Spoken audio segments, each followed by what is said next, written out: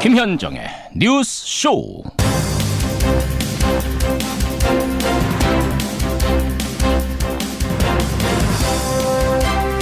사람, 노동, 직접. 어제 발표된 대통령 개헌안의 핵심 키워드입니다. 애청자 여러분 안녕하십니까. 부마 항쟁, 60 항쟁, 5.18 민주화 운동의 정신을 계승한다. 기본권의 주체는 국민에서 사람으로, 근로라는 용어는 노동으로 바꾼다.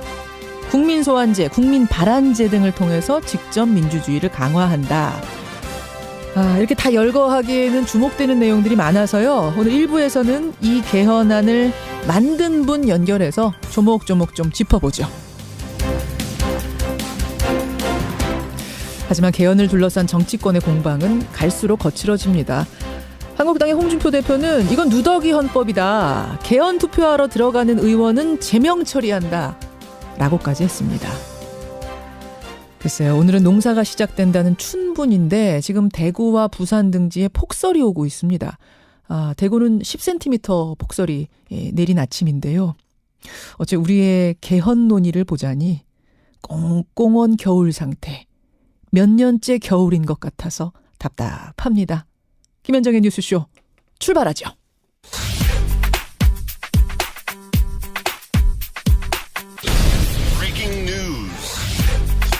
김현정의 뉴스쇼가 주목한 오늘의 포인트 김정훈 기자 나와 있습니다. 어서 오세요, 김 기자. 네네. 오늘 첫 포인트 가기 전에 지금 날씨 소식을 잠깐 좀 전해야 될 것 같아요.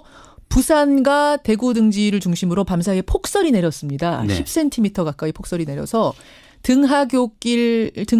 등교죠. 등교 시간 조정 요청이 지금 전해졌고 교육청에서 검토하는 중이라는 여기까지 전해졌습니다. 날씨 상황 더 심각해지면 제가 또 중간중간 전하도록 하죠.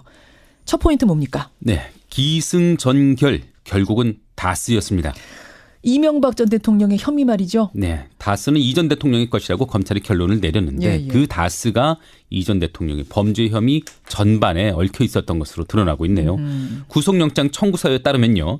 이 전 대통령은 1985년 현대건설 대표로 있을 때 현대차 정세영 회장으로부터 안정적인 물량을 독점으로 수주하는 하청업체 설립을 제안받았고요. 이후 자본금 3억 9천만 원을 들여서 회사를 설립했고 실질적으로 운영해 왔다는 게 검찰의 설명입니다. 그렇게 다스를 은밀히 키워온 건 이명박 전 대통령의 비자금 창고였기 때문이죠. 얼마나 조성했다는 거예요? 2006년까지 12년간 339억 원의 비자금을 조성한 것으로 파악되고 있고요. 이게 다 개인 용도로 쓴 것으로 보이네요. 또 BBK 투자금 반환 문제가 드러나자 삼성전자에게 소송 비용을 대납시키기도 했죠. 이런 게 드러나면서 결국 발목이 잡힌 건데 구속 여부는 내일 가려지는 거죠. 네, 내일 오전 10시 30분에 영장 실질 심사가 열립니다. 다만 이 전 대통령은 직접 출석하지 않겠다고 밝혔어요. 그래서 법원은 결국 서면을 바탕으로 구속 여부를 가릴 수밖에 없게 됐습니다. 이런 상황에서 부인 김인옥 여사에 대한 의혹도 커져가고 있는데 지금 명품백 논란이 벌어졌죠. 거기에 등장하는 사람이 정두원 전 의원입니다. 정두원 각서. 저희가 연락이 됐습니다. 정두원 전 의원 오늘 2부에 스튜디오 출연합니다. 자세한 얘기 전모 어떻게 하다가 사인까지 하게 됐는지 들어보죠. 다음 포인트는요. 네, 조용필과 방북하는 레드벨벳입니다. 어제 윤상, 현성월 두 사람이 만났습니다. 실무 접촉했어요. 평양 공연의 윤곽이 나왔습니다. 예술단이요. 31일 평양을 방문해서 다음 달 3일까지 체류하며 2차례 공연한다. 이런 계획을 잡았고요. 누가 가느냐가 최대 관심사였잖아요. 그렇죠. 북한 공연 그 경험이 있는 조용필, 이선희, 최진희, 윤도현 씨 등이 포함되었고 여기에 백지영과 레드벨벳 등도 이름을 올렸네요. 대부분 논의는 순조롭게 진행이 됐고요. 근데 다만 선곡은 더 조율이 필요하다고 합니다. 이 레드벨벳 같은 아이돌 그룹은 북한에 워낙 생경해서 신중히 검토하고 있기 때문이다. 이렇게 얘기가 나오고 있어요. 레드벨벳 노래는 우리나라 사람들 중에도 생경하다고 하는 사람들이 많을 정도로 맞습니다. 신선한 장르여서 북한에서 어떻게 소화할지 모르겠어요. 그래서 윤상 감독도 북한이 원하는 곡 또 우리가 원하는 곡들에 대한 조율이 쉽지 않았다. 북한이 잘 모르는 노래들이 많았기 때문이다. 이렇게 언급을 했네요. 마지막 포인트 중요한 거 하나 가죠. 네, 촛불 전국의 무기 사용을 검토한 국방부입니다. 그러니까 박근혜 전 대통령에 대한 탄핵 요구가 막 들끓을 그 시점에 국방부가 위수령을 논의했다라는 게 어렴풋이 전해졌었는데 지금 문서가 나왔어요. 네, 그 위수령이라는 게요. 대통령의 명령으로 군이 일정 지역에 주둔하면 거기서의 경비와 치안을 맡게 되는 것인데 그렇죠. 그게 국민의 기본권을 대통령령으로 유보할 수 있느냐 이 자체가 논란이거든요. 그런데 국방부는 병력 출동이 자치단체의 요청에 의한 것이지만 능동적으로 협의를 요청할 수 있다 이렇게까지 밝혔다고 이렇게 하네요. 문건에서. 예. 더불어민주당 이철희 의원이 입수한 위수령에 대한 이해 그 문건에 명시된 내용입니다. 예. 또 국방부는 또 근거가 없더라도 소극적 무기 사용은 가능할 것으로 판단된다 이렇게까지 밝혔네요. 문건에. 네, 이 문건이 작성된 때가 촛불 집회가 한창이던 지난해 2월이었으니까요. 만약 탄핵이 기각됐더라면 어떤 일이 벌어졌을까 시급하네요. 여기까지 보죠. 수고하셨습니다. 네. 지방선거와 개헌 국민투표 동시 실시를 위해 대통령 발의 개헌안을 마련했습니다. 첫째도 둘째도 국민이 중심인 개헌이어야 함을 분명히 말씀드립니다. 새로운 대한민국은 개헌으로 시작될 것입니다. 예, 국회가 개헌 발의를 못하면 내가 하겠다. 결국 대통령이 26일에 개헌 발의를 직접 하기로 결정을 했죠. 그리고 어제부터 사흘간 개헌안의 내용을 국민들에게 청와대가 직접 설명하고 나섰습니다. 어제 첫 시간 설명을 듣고요. 이건 뭐지? 좀 생소한 지점들이 있으셨죠? 그래서 오늘 첫 인터뷰는 이 개헌안을 만든 분을 연결해서 그 궁금증들 직접 풀어보기로 하죠. 국민헌법자문특별위원회 하승수 부위원장 연결이 돼 있습니다. 부위원장님 안녕하세요. 네, 안녕하세요. 고생 많이 하셨습니다. 아닙니다. 네. 그러니까 어제 조국 수석이 브리핑한 그 개헌안 만든 곳이 국민헌법자문특위. 네네, 저희가 자문안은 청와대에 드렸고요. 예. 어제 발표하시는 내용을 보니까 저희 특위에서 만든 자문안하고 크게 다르지는 않는 것 같습니다. 그렇죠. 국민헌법자문특위. 정말로 국민 의견을 많이 수렴하셨어요? 온라인이나 오프라인으로 최대한 의견 수렴을 했습니다. 온라인으로도 한 52만 명 정도가 방문하셔서 의견을 남겨주셨고요. 예. 저희가 이제 무작위로 투출한 시민들 참여하는 토론회도 좀 했었습니다. 신고리 오르코기 공론할 때처럼 그렇게도 하고 또 개헌에 대해서 그동안 고민해왔던 여러 단체들의 의견도 좀 들었고요. 또 2,000명 대상으로 심층 면접 조사도 했었습니다. 그래서 다양한 경로로 국민들 의견을 수렴해서 그래도 개헌안을 만들었다고 자부하고 있습니다. 대표적으로 그 국민 의견에 의해서 만들어진 조항을 하나 꼽자면 어떤 건가요? 예를 들면 이제 농민들이 바라는 헌법에 대해서 좀 의견들을 많이 제시를 하셨습니다. 온라인이나 오프라인으로 농업이라는 게 좀 우리 사회에서 공익적인 가치가 있다. 이런 걸 좀 인정해 달라는 거였는데요. 그런 부분들은 저희가 헌법 개정안을 작성하는 과정에서 최대한 많이 반영을 했습니다. 혹시 저는 그 국회의원 소환제 이거 아니었나 어제 보면서 그 생각 들던데. 가장 뜨거운 반응을 보여주셨는데요. 시민들이 제안도 해주셨지만 또 저희 특위에서도 설문 문항이나 이런 걸로도 넣었었는데 아무래도 뜨거운 반응이 있었습니다. 뜨거운 반응. 자, 그럼 거기서부터 질문을 한번 시작해 보죠. 직접 민주주의를 강화하기 위해서 국회의원 소환제를 넣은 거다. 이렇게들 많이들 해석하시는데 국회의원 소환을 어떻게 한다는 겁니까? 소환제라는 건 기본적으로 이제 처음에는 시민들이 서명을 받으시고요. 일정 숫자 서명을 받으면 그걸 투표에 붙이게 됩니다. 일정 숫자라 하면 그러니까 어느 정도 서명이 모여야 되나요? 지금은 이제 헌법에서는 그렇게 구체적인 숫자까지는 담지는 않았습니다.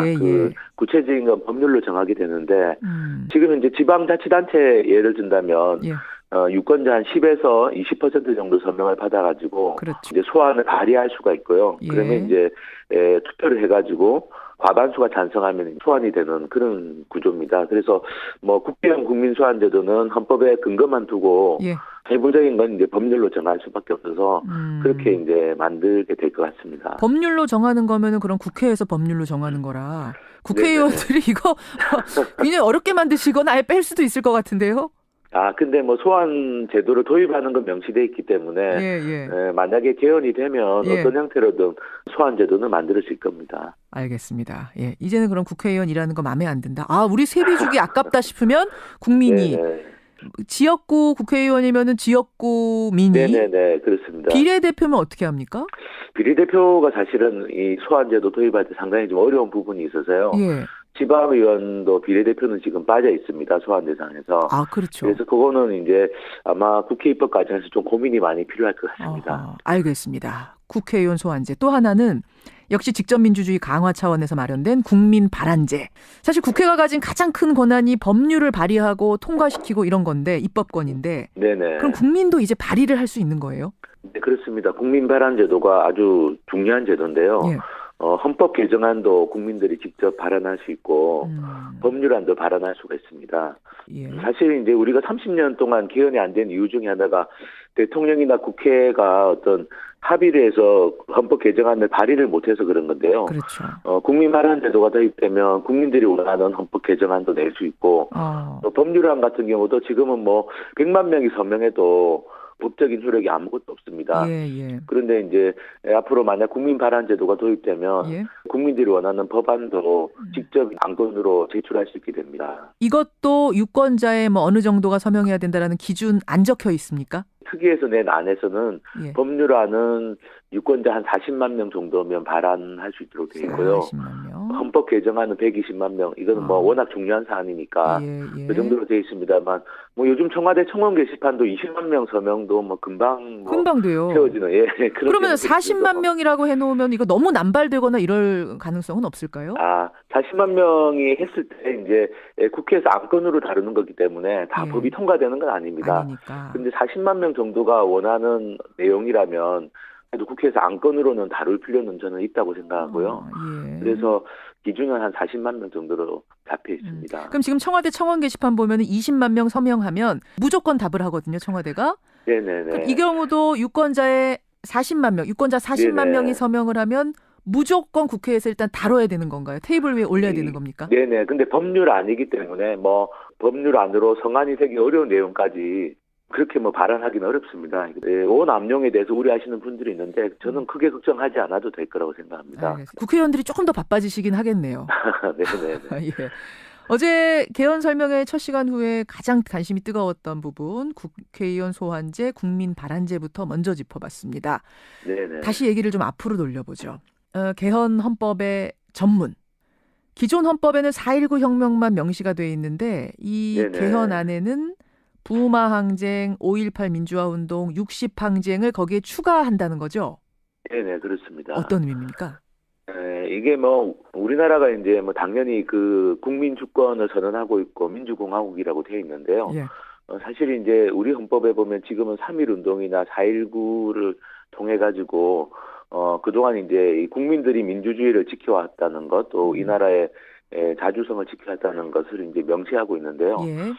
사실 지난 30년 동안에도 또 많은 사건들이 있었고 역사적인 평가들이 좀 있었습니다. 예. 그래서 부마항쟁, 5.18 민주화운동, 60항쟁이 추가가 된다는 건 저는 뭐 어떻게 보면 헌법에 있는 국민주권의 원리라는 걸 좀 사건을 통해 가지고 구체적으로 좀 보여주는 의미가 있을 거라고 생각하고요. 예. 여론조사를 해봤는데 뭐 60-70% 정도 국민들이 여기에 대해서는 동의하는 걸로 나왔습니다. 지난 겨울에 그 촛불혁명, 촛불 네네. 집회는 고려의 대상은 아니었습니까?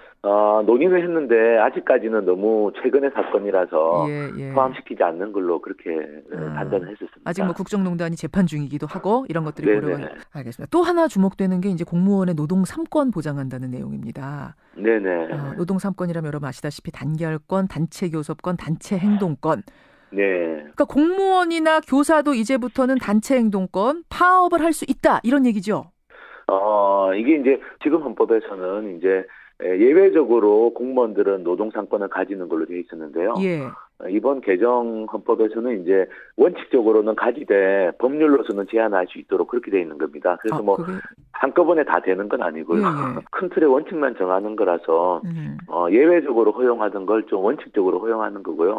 예외적으로 큰 틀이 제한이었고 네네. 거기서 일부만 예외적으로 허용이었다면 네네. 이번에는 그렇습니다. 큰 틀을 노동 3권 공무원도 가질 수 있습니다 해놓고 네네. 예외적으로 제한을 두는 이게 바뀌었다. 근데 그 어차피 이 헌법 개정이 되면 법률로서 이제 구체적인 걸 정해야 됩니다. 그렇죠. 근데 어쨌든 단체 행동권을 여기 보장을 한다는 게 명시가 돼 있기 때문에 공무원이나 네네. 교사분들이 파업 못하던 것을 이제는 할 수 있는 거는 굉장히 큰 변화인 것 같긴 해요. 단체 행동권은 결국 뭐 사회적 합의가 좀 필요할 거라고 생각합니다. 그렇죠. 공공을 위한 업무를 하는 사람들이기 때문에 일반 기업 노동장처럼 그렇게 파업을 할 경우에는 공공 서비스가 마비되고 네네. 국민에게 미치는 피해가 사실 사기업의 파업하고는 비교가 안 되기 때문에 이 부분은 시민들이 좀 반발하실 수도 있거든요. 공무원 기본권 지켜주자고 시민 기본권이 침해되진 않겠는가 이런 우려. 네네. 그런 우려가 있는 것도 알고 있고요. 말씀드린 것처럼 헌법은 큰 틀을 정하는 것이고, 결국에는 이제 법률로서 구체적인 그 범위는 정하게 됩니다. 그래서, 그런 논의 과정들이 앞으로 또 필요할 거라고 생각합니다. 이거는 그러니까 무조건 파업 다 된다. 이렇게 이해하시지는 말아달라 이런 말씀이세요. 네. 알겠습니다. 공무원 노동권 말고 일반 노동자들의 노동권도 명시적으로 강화시켜주는 안들이 곳곳에 들어있더라고요. 네네. 당연히 노동계는 환영, 재계는 우려. 지금 반응 이렇던데요.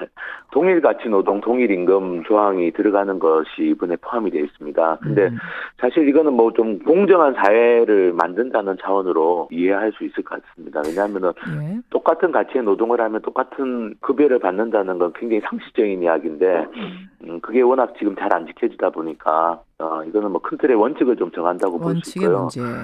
그런 부분들이 지금 이제 반발로 나오고 있고 오늘 두 번째 설명이 있고 내일 세 번째 설명회가 있습니다. 네네. 대통령제 손보는 문제, 선거제도 손보는 문제, 사실 개헌의 가장 핵심은 이 부분인데 이건 언제 설명하세요? 아마 이제 내일 그 정부 형태 분과 설명할 때 내일 마지막 대통령제에 대해서 이제 현재 정부 형태에 대해서 좀 어떻게 이제 대통령 권한을 어느 정도로 분산시킬 건지 아마 얘기가 있을 것 같습니다. 대통령제는 4년 연임제라는 걸 이미 알려져 있고 야권에서는 대통령 4년 연임이냐 중임이냐 이거보다 중요한 건 국무총리하고 권한 분산하는 거. 네네. 국회가 뽑은 국무총리한테 권한 좀 더 넘겨라 이렇게 요구하고 있거든요. 특위에서 이 부분은 논의 안 해보셨어요? 대통령 권한을 분산시키는 것에 대해서는 큰 공감대는 있는 것 같습니다. 그래서 뭐 입법, 예산, 인사와 관련돼서 지금 좀 대통령 권한이 과대한 부분들은 분산시키는 방향으로 만들었고요. 어떻게 그럼 표현이 되어 있나요? 뭐 다만 이게 단일한 안으로 만들어지지는 않고 복수안으로 좀 만들어져 있습니다. 국무총리 같은 경우도 뭐 현행을 유지하는 안하고 국회가 추천해서 대통령이 임명하는 안하고 이렇게 복수안으로 좀 제시가 됐고 야권에서는 특히 자유한국당에서는 아예 국무총리를 국회가 뽑는 방식 추천 정도가 아니라 이건 좀 아니라고 보세요? 지금 그 방안 같은 경우는 저희가 한번 시민 토론에 붙였습니다. 말씀드린 것처럼 무작위 추출한 시민들이 800명이 그 주제를 가지고 한번 토론을 해봤는데요. 가장 걸림돌이 국회 불신인 걸로 나왔습니다. 국회 불신. 토론 전보다 토론한 후에 국회가 선출하는 것에 대해서는 반대 의견이 훨씬 더 높아졌고요. 최종적으로 68%가 반대하는 걸로 나왔습니다. 그래서 충분히 논의는 할 수 있다고 생각하지만 국회가 국민들의 신뢰를 얻어야만 그런 부분들도 같이 논의를 할 수 있지 않을까 싶고 저희 특위에서는 뭐 대통령 권한을 뭐 입법이나 예산, 인사와 관련해서 분산시킬 수 있는 여러 가지 방안들을 좀 검토해서 자문안으로 냈습니다. 일단은 여기까지 듣겠습니다. 개헌이라는 게 워낙 광범위한 거여서요. 오늘 뭐 다 다룰 수는 없을 테고. 고맙습니다. 네. 대통령 발의 개헌안의 초안을 만든 곳입니다. 국민헌법자문특별위원회 하승수 부위원장이었습니다.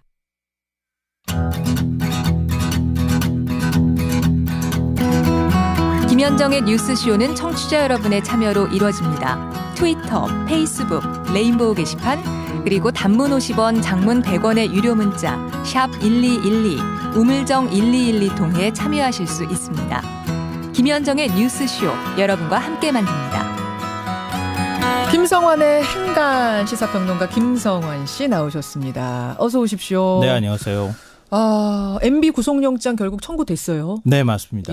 실질 심사가 내일 이루어집니다. 네, 맞습니다. 그런데 심사 안 받겠다 나는. 출석 안 하겠다. 포기해버렸어요. 이게 국민 보기 민망해서 그런가요? 하여튼 좀 여러 고민이 있었던 것 같습니다. 자포자기 같아요, 저는. 그런 측면도 있을 수 있겠죠. 판단을 이미 한 게 아닌가. 자, 오늘 이렇게 돌아가는 상황 속에서 행간 하나를 짚어오셨다고요? 네.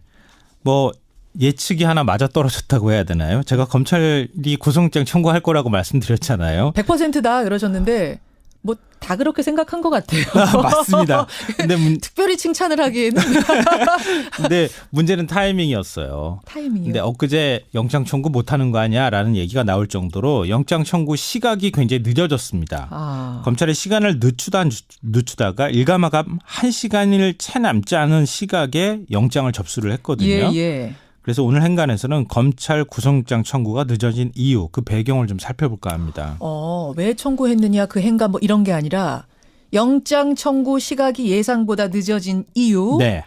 이거 법무부 장관하고 문무일총장하고 협의하느라고 늦어졌다 이렇게 알려진 거 아니에요? 예, 어제까지는 그렇게 알려졌는데요. 새로운 사실이 하나 추가가 됐습니다. 뭡니까? 이게 협의가 아니라 서로 의견이 엇갈렸다, 갈등했다, 대립했다 이런 얘기가 지금 나오고 의견이 있거든요. 달랐다. 예, 문무일총장이 박상기 장관한테 보고를 했다고 합니다. 영장을 청구하겠습니다. 예. 그랬더니 박 장관이 전직 대통령의 범죄는 내란, 헌정질서 문란 등 소위 국사범이 아니면 대한민국 국격이나 대외 이미지 등을 고려할 때 특별한 사정이 없으면 불구속 수사와 재판이 바람직하다.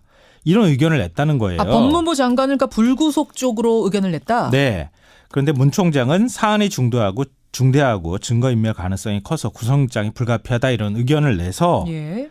뭐 지휘권 발동까지 가지 않고 검찰 입장을 이 법무부 장관이 수긍해서 영장을 청구할 수 있게 됐었다 이런 얘기가 나오는 거죠. 그러다 보니까 시간이 늦어진 거다. 네. 자, 이 장면 왜 시간이 늦어졌는가? 이 장면의 행간 이면 읽어보죠. 첫 번째 행간은 누이 좋고 매부 좋고 이다입니다. 이게 무슨 말씀이세요? 영장 청구를 두고 법무부 장관하고 검찰총장이 대립했다? 네. 이게 뭔가 큰일이 있는 거 아니야? 이렇게 생각할 수가 있는데요. 예. 전혀 아닙니다. 아니요. 제가 볼 때 누이 좋고 매부 좋은 일이다. 왜요? 검찰은 뭐 하는 기관입니까? 쉽게 말해서 범법자 잡아들이는 곳입니다. 예. 법을 어긴 사람은 지휘구와 막론하고 처벌해달라. 법원에 공소 제기하는 게 자기 일입니다. 예. 그러니까 이 전 대통령 구속영장 청구 안 하는 게 오히려 이상한 거죠. 총장이 그랬잖아요. 법과 원칙에 따라서 하겠다. 네. 예. 법무부 장관은 어떤 자리예요? 검찰총장과 역할이 다릅니다. 법무 인권까지 아울러야 하는 자리입니다. 한마디로 정무적 판단도 해줘야 한다는 건데요. 오롯이 법만 가지고 따지는 게 아니다. 네. 이것저것을 다 살피는 자리가 장관 자리다. 네. 박 장관 입장에서는 검찰이 너무 나가면 제어해주는 역할도 해줘야 되거든요. 그럼 무슨 얘기예요? 문무일총장과 박상기 장관 모두 자기 역할에 충실했다는 얘기가 드는 겁니다. 근데 여기서 지금 검찰이 너무 나갔다라는 표현은 저는 조금 문제가 있다고 보는 것이 검찰 측에서는 자기 입장에서 법과 원칙에 따라서 한 거기 때문에 그렇지만 장관 입장에서는 또 다른 것까지 고려할 때 나간 거라고 볼 수도 있다. 장관 입장에서는 지휘권 발동할 수도 있는 거니까요. 서로 의견이 엇갈릴 수도 있죠. 그렇지만 핵심은 서로 역할 제대로 했다는 거예요. 자기 역할에 충실했다. 네. 하지만 마지막은 법대로 한 거다. 예. 두 번째 행간 뭡니까? 두 번째 행간은 정치보복 주장에 대한 반격이다입니다. 정치보복. 이거는 MB 얘기잖아요. 네. 이명박 전 대통령이 검찰 포트라인 섰을 때 할 말은 많지만 참겠습니다. 이렇게 얘기했잖아요. 했죠. 정치보복의 복자도 꺼내지 않았는데 침묵이 더 큰 메시지를 던졌습니다. 더 큰 정치보복 외침으로 들릴 정도였는데요. 영장 청구를 둘러싸고 검찰과 법무부가 갈등했다? 이 말 역시 똑같은 효과를 낸다는 겁니다.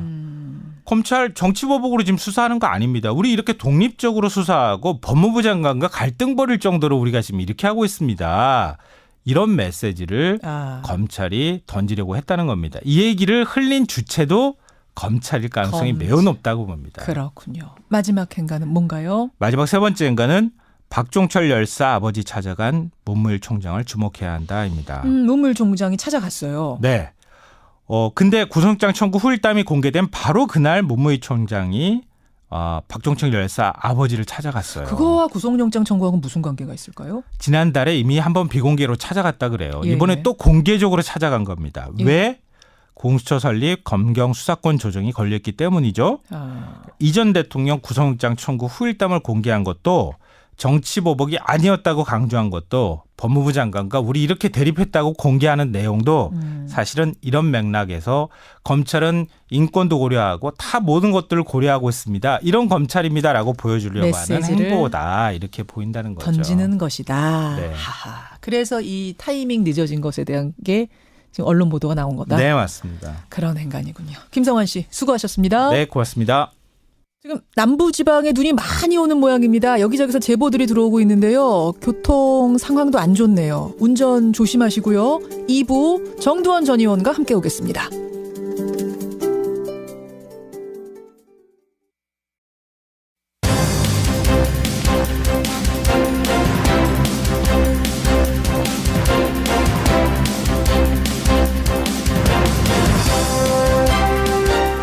여기 전주인데요. 하얗게 눈이 왔습니다. 여기는 화순입니다. 춘설이 왔어요. 구미인데 구미도 지금 눈이 한참 내리고 있습니다. 1204님은 천안 아산에도 눈 많이 옵니다. 눈이 지금 어디 오는 건가 살펴봤더니요. 강릉, 청주, 안동, 대전, 대구, 전주, 울산, 부산, 창원, 여수. 여수는 비인가요? 예, 여수는 비군요. 광주, 여수, 목포, 제주는 비. 예, 그리고 수도권만 지금 흐린 상태인 것 같습니다. 눈 많이 오는 곳은 교통 통제가 이루어질 정도입니다. 여러분들 운전 조심하셔야겠고요. 등교 시간이 늦춰질 수도 있다고 합니다. 이건 아직 정해진 건 아니어서 정해지면 저희가 또 알려드리도록 하죠. 자, 김현정의 뉴스쇼 2부 출발합니다. 2007년 대선 직전에 이명박 전 대통령의 부인 김윤옥 여사가 미국의 사업가로부터 명품 백을 받았다. 당시 한 기자가 이걸 보도하려고 하면서 MB 캠프를 찾아왔다. 이걸 무마시키기 위해서 후에 뭔가 특혜를 준다는 각서가 작성이 됐다. 그 각서에 서명한 사람이 정두원 전 의원이다. 이 보도, 서울신문의 보도였습니다. 이 내용이 알려지고 나서 저희가 계속 연락을 취했습니다만 어제는 연락이 안 된다는 말씀 드렸죠. 어렵게 정두원 전 의원과 연락이 닿았습니다. 오늘 월간 정두원으로 정두원 전 의원과 함께 이 얘기 당사자의 입을 통해서 생생하게 전모를 밝혀보겠습니다. 오늘 라디오 재판정도 준비가 된 날인데요. 여러분 포털사이트에 댓글 많이 보시죠. 그런데 더불어민주당의 신경민 의원이 이 댓글 기능을 아예 없애버리자. 이런 얘기를 어제 토론회에서 했답니다. 댓글 순기능, 역기능 얘기가 한창 나오고 있는데요. 어떻게 생각하세요? 재판정 위에 올려보겠습니다. 50원의 단문 100원의 장문 유료 문자 샵 1212 카톡 레인보우까지 열어놓고 출발합니다.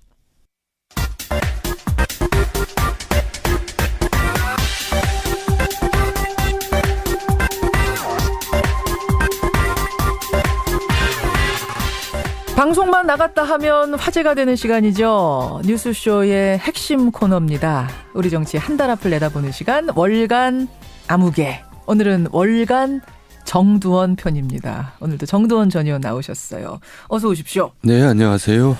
정말 많이 기다렸습니다. 그랬어요? 네. 제 전화를 왜 그렇게 안 받으셨어요? 아이고, 그러니까 누구 전화는 받고 누구 전화 안 받고 그럴 수가 없으니까. 싹 다 안 받으신 거예요? 예. 그래. 제가 김현정 씨하고만 친한 줄 아는데 친한 기자들 많아요. 아니 사실은 굉장히 맘졸이면서 무슨 일이 터질 때마다 계속 전화를 저희 제작진들이 드렸는데 싹 안 받으셨어요. 그러다가 오늘 참 어렵게. 그러니까 저는 그 상황을 보면서 지난 2주 동안 참 복잡 미묘한 심경이셨나 보다. 그러겠죠. 누구나 다 그러겠죠. 어떻게 보내셨어요, 2주를? 그러니까 제가 MB 소환 당시 그날 그 장면을 사실 못 보겠더라고요. 나중에 뉴스로 봤죠. 그러니까 이제 그게 제 심경을 말해줄 텐데 뭐 이제 착잡하다는 표현 말고 다른 표현이 좀 있었으면 좋겠는데 복잡 미묘하죠. 그러니까 저는 이제 MB 정권 내내 이러시면 안 됩니다. 이제 안 되옵니다. 했던 사람인데 결국 이렇게 됐구나. 거봐라. 뭐 이런 마음이 또 왜 안 있겠어요. 근데 또 막상 그렇게 되니까 아유 마음이 또 안 되고 그렇죠. 아니 그날 그 생중계는 사실은 전 국민이 다 봤다고 해도 될 만큼 TV 볼 수 있는 모든 사람은 다 봤다고 해도 될 만큼 시청률이 높았는데 그걸 안 보셨단 말이에요. 예. 그러니까 못 보셨단 말이에요. 못 보죠. 못 보셨다. 하도 찹찹해서. 예. 아니 사실은 정두원 전 의원은 안 됩니다. 하다가 그야말로 토사구팽 당한 분이면은 속 시원하게 볼 수도 있었을 텐데. 사람 심리가 또 그렇지 않더라고요. 왜냐하면 그분하고 제가 또 오랜 기간 같이 일을 했잖아요. 신나게 일할 때도 있었거든요. 서울시장 때는. 서울시에선. 그래서 이제 그분을 만나면 이제 어떤 말을 하고 싶냐 누가 물어보더라고요. 그래서 아이 대통령님 왜 대통령을 서울시장 때처럼 못 하셨어요. 그때처럼 했으면 좋았을 텐데 그 얘기를 이제 하고 싶다고 얘기했죠. 돈이 문제 아니에요. 결국은 이 어떤 분이 댓글을 이렇게 달았더라고요. 이 집안은 무슨 돈에 뭐가 씌었나? 아니요. 그거는 사실 죄송한 얘기지만 우리 부모 세대들이 참 어렵게 살다 보니까 돈에 이제 노예가 돼서 사는 분들이 많아요. 제 대표적인 사람님들이 저희 부모님이에요. 저희 부모님이 정의원 부모님. 네, 정말 돈의 노예가 돼서 사셨거든요. 근데 이제 저희 부모님 같은 경우는 워낙 없이 사셨으니까 가난하셔서. 그럴 수 있다 치는데 그러니까. 돈이 많은데도 이제 그렇게 되더라고요, 사람은. 그게 일반인 시각에선 이해가 안 가는 거야. 아니, 저렇게 많이 가진 사람이 뭘 그걸 또 탐을 내갖고 지금 드러나는 것들. 어렸을 때 어렵게 살았으니까 이제 그게 트라우마처럼 몸에 이제 남아 있는 것 같은데 이제 이명박 전 대통령의 비극은 뭐냐면 돈과 권력을 동시에 잡으려고 했다는 게 문제가 있는 거죠. 그럼 하나는 놨어야 되는데. 예, 그리고 돈도 웬만큼 벌었으니까 저는 이명박 정부가 역대 최강의 정부가 될 수 있을 거라고 생각했어요. 왜냐하면 어떤 정부든지 돈에서 자유롭지 않거든요. 그러니까 이제 신세진 사람이 많고 하다 보니까 낙하산 인사해야 되지. 또 그런 사람들로 인해서 국정농단 벌어지지. 근데 이명박 정부는 자기네들이 돈이 있으니까 신세질 필요가 없어요. 없다고 생각을 하신 거예요. 예, 그래서 제가 대선 때도 가장 최소 규모로 선거를 치르자. 왜냐하면 당선은 거의 경선이 끝나자마자 확실히 된 거거든요. 그러니까는 돈에서 자유로울 수 있었던 정부죠. 그러니까 얼마나 신나게 정권을 권력을 잘 운영했겠어요. 그랬어야 되는데 지금 드러나는 것 보면 소소한 것에 욕심내다가 지금 이렇게 된 거 아닙니까? 그러니까는 안타깝죠. 자, 오늘 월간에서는 아무래도 MB와 그 일가에 얽힌 이야기를 해야 될 텐데 어느 때보다 하여튼 지금 정두원 전 의원의 얼굴이 무겁습니다. 어두우세요. 왜 얼굴이 어두울 수밖에 없는가 하나하나 차근차근 풀어보겠습니다. 자, 우선 구속영장 얘기부터 좀 하고 시작하죠. 지금 구속영장은 신청됐고요. 내일 영장 실질 심사한답니다. 근데 포기를 했어요, 심사를. 그러니까 이제 판단을 잘한 거죠. 그 박근혜 대통령 같은 경우는 끝내 자기가 이제 무죄가 될 거라고 이렇게 어리석게 판단하신 것 같은데 MB는 유죄가 될 거라고 판단을 한 것 같고 그래서 스타일은 구기지 말자. 물론 이제 공식적으로는 그래요. 이미 검찰에서 다 소명했는데 또 설명할 필요가 없어서 안 하는 것뿐이다. 아니 그 모양새가 이제 되게 우습잖아요. 가서 일일이 이제 자기가 또 변명하는 게 검찰에서 조사받는 거야 뭐 공개가 이제 안 되는 거지만 이제 법정 심사는 어차피 법정에 가서 지켜보는 사람들이 있잖아요. 그렇죠. 그러니까 이제 스타일 구기기 싫은 거죠. 스타일 구기기 싫은 마음. 어차피 구속될 거다. 정두원 전 의원 개인적으로도 구속될 거다. 보세요. 예, 왜 본인까지 안 나타나는데 그거를 갖다가 판사가 저 불구속하면은 그건 정말 좀 이상한 거죠. 그래요. 일단 구속은 될 거다. 지금 소환 조사 받고 구속영장 신청되고 이런 와중에도 지금 MB 관련 뉴스가 계속 나옵니다. 김윤옥 여사와 관련된 뉴스가 하루가 멀다 하고 쏟아지는 게 요 사이의 특징인데 가장 최근 화제가 된 게 서울신문 보도입니다. 이 보도에는 여러분 잘 아시다시피 정두원 전 의원이 등장을 합니다. 그래서 일단 정 의원님 국민들한테 우리 청취자들께 한 말씀을 좀 하고 시작하시는 게 좋을 것 같아요. 이 부분에 대해서 사과도 좋고요. 왜 그렇게 되셨는가에 대한 심경도 좋고요. 아니 일단 저는 MB 정부가 결국 이제 이런 꼴을 보이고 또 MB께서 저렇게 이제 구속을 눈앞에 두고 있는 상황에서 MB 정부 탄생에 참여한 사람으로서 저는 책임이 있죠. 그래서 저는 사실 사과드리고 싶고 또 면목이 없다는 말씀을 드리고 싶고 또 이제 그걸 선거 과정에서 이제 여러 가지 이제 굴곡이 있고 고비가 있었는데 그걸 이제 제가 여러 가지 막아내는데 많은 역할을 했는데 심지어 사비 털어가면서 내가 막았다 그런 얘기도 하셨잖아요. 그 결과가 이제 이런 식으로 나타나니까 저도 할 말이 없죠. 사실은 이런 꼴들 보면서 결국은 대통령이 되자마자 결별하신 거 아니에요. 그때 그러니까 회의들을 많이 느끼셨던 걸까요? 그러니까 이제 사실 대통령 되기 전까지는 제가 평소에 하던 대로 저는 직원을 서슴지 않았다고 생각해요. 근데 MB가 그걸 다 받아줬어요. 그때까지는. 근데 대통령이 되고 난 다음부터는 이제 아니 되옵니다 하니까는 이제 꼴 보기 싫었는지 이제 뭐 밀려났다는 것보다 내가 나왔는데 결국은 그 후에도 계속 그렇게 했죠. 그런데 이제 결국 감옥까지 보내더라고요. 옛날 이조 시대 같았으면 뭐 목이 10개라도 남아나지 않았겠죠. 사찰도 당하시고. 섭섭한 거는 언론에서는 그걸 늘 저를 권력 투쟁한다고 얘기하는데 예. 대통령과 대통령형을 상대로 권력 투쟁하는 사람이 세상에 어디 있어요. 그거는 좀 그렇죠. 그러니까 저는 지금 이 문제만 해도 그렇습니다. 예. 저는 다스 140억 원 돌려받은 게 유일하게 그 당시에 한 언론만 보도를 했는데 예. 그때 제가 이 일은 MB 정부에서 가장 치졸한 일이 될 것이다라고 얘기를 했는데 어느 언론도 다루지 않았어요. 언론 통제를 받은 거죠. 그리고 와서 지금 언론들은 굉장히 떠들고 있습니다. 예. 왜 그때는 아무 얘기 안 하다가 지금 그러는지 난 그것도 참 섭섭한 일이고요. 분명히 치졸하다고 얘기했는데 네. 왜 보도하지 않았는가. 근데 하여간 그 핸드백 사건 얘기로 다시 이제 돌아와야 될 텐데. 자, 그러니까 그런 것들 겪으면서 결국은 내가 이제 갈라선 얘기까지 하셨는데 아니 그러니까 이게 공소시효는 끝난 일이죠. 경선 당시니까. 그런 것 같아요. 네, 공소시효는 끝난 일이지만 지금 MB가 이렇게 된 상황에서 김윤옥 여사의 다른 건들이 다 줄줄이 나오고 있는 상황이어서 연장선상에서 우리가 볼 수밖에 없는 건데 일단 서울신문 보도에 나온 명품백 사건이 정 전 의원이 말씀하신 경천 동지할 3가지 중에 하나는 맞습니까? 맞습니다. 맞군요. 예. 자, 서울신문 보도 보겠습니다. 김윤옥 여사가 2007년 경선 당시에 재미 여성사업가로부터 에르메스 백을 받았다. 그 안에 3만 달러가 들어있었다. 3만 달러 들어있었던 건 맞아요? 이건 보도가 엇갈리더라고요. 그 당시에 저는 그렇게 들었어요. 그렇게 확인을 했어요. 그러니까 에르메스 가방인지는 그 당시 몰랐고 명품백에 3만 불을 넣어서 줬다. 예. 근데 그거를 가지고 그냥 차에다 처박아 놓고 있다가 예. 이제 2달 만에 뭐 조금 얘기가 들리니까 돌려줬다. 이렇게 제가 확인한 거죠. 아니 그걸 받아가지고 처박아 두고 있었다고요? 예. 그 비싼 그 3천만 원짜리라는데? 글쎄 그게 그런 게 너무 많아서 처박아 뒀는지. 차에 그냥 처박아 두고 있다가 왜 돌려줬대요 또 그걸?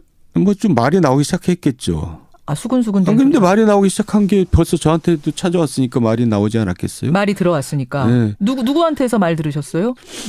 이 사람이 준 사람이 뉴욕에 사는 교포인데 그걸 또 교회에서 뭐 떠들고 다녔나 봐요. 아 내가 김윤옥 여사 대통령 후보 부인 만나가지고 이거 줬다. 네, 그러니까 그 교회에 있는 사람들이 그 말 많이 들었을 거 아니에요. 그 말이 퍼져나갔을 거 아니에요. 그랬겠죠. 그 얘기를 들은 뉴욕 교포 신문 하는 사람이 이제 그걸 들고 이제 한국으로 온 거죠. 한 건 했다고 해가지고. 아 내가 이거 지금 쓰려고 합니다 하고. 한 건 하겠다 하고. 그래서 그거를 이제 뭐 월간지 기자하고 같이 월간지에 쓰자. 예. 이제 이렇게 한 겁니다. 그리고 이제 그걸 가지고 캠프를 찾아왔어요. 월간지 기자가 이제 캠프를 찾아온 거죠. 그래서 아셨군요. 그래서 그거를 알게 되고 나서 수소문해 보니까 가방은 어디 있던가요? 가방은 이미 돌아간 상태인데 돈도 돌아가고. 예. 근데 어쨌든 이거 알아야 될 게 뭐든지 제가 판례를 보면은 돈을 받았는데 5일 만에 돌려줬는데 그 받은 걸로 취급해서 몇 년형을 산 경우가 있어요. 그러니까 2달 후에 돌려줬다는 것은 돌려준 게 아니라 받았다고 보통 법적으로는 해석을 하죠. 볼 수밖에 없죠. 그 사업가는 재미 여성사업가 뭐 하는 사람인데 미국에 사는 사람이 뇌물을 줍니까? 기사를 보니까 뭐 영어 마을을 하려고 그랬었다고 뭐 그런 한국에서 영어 마을 하려고 그런 기사가 나오더라고요. 아, 자, 그래요. 그래서 돌려줬는데 기자가 눈치채고 취재를 하러 와서 그걸 막기 위해서 캠프 관계자 송모 씨, 이 송모 씨도 사업하는 사람인데 자기 돈을 기자한테 건네면서 이걸 무마했다. 캠프 관계자 송모 씨가 사업하는 사람이 아니고 월간신문 기자예요. 그러니까 이제 그 기자가 기사를 쓰려다가 이제 이거는 안 되겠다 그러고 이제 찾아온 거죠. 그 여자를 데리고 찾아온 거죠. 우리 정모시기를 만나서 이거를 좀 뭔가 이렇게 도움을 좀 받자, 뭐 해결을 하자, 뭐 이래가지고 이제 저를 정모시기가 정도원 의원입니까? 그렇죠. 그러니까 이제 얘기를 들어보니까 확인해 보니까 사실인데 이제 그게 보도를 나가면 지금하고는 감이 다릅니다. 그 당시에 이제 경선이 끝나고 대선 와중인데. 후보 부인이 명품백에 3만 불 돈 걸 받았다, 들은 걸 받았다 하면은 진짜 그건 뒤집어지죠.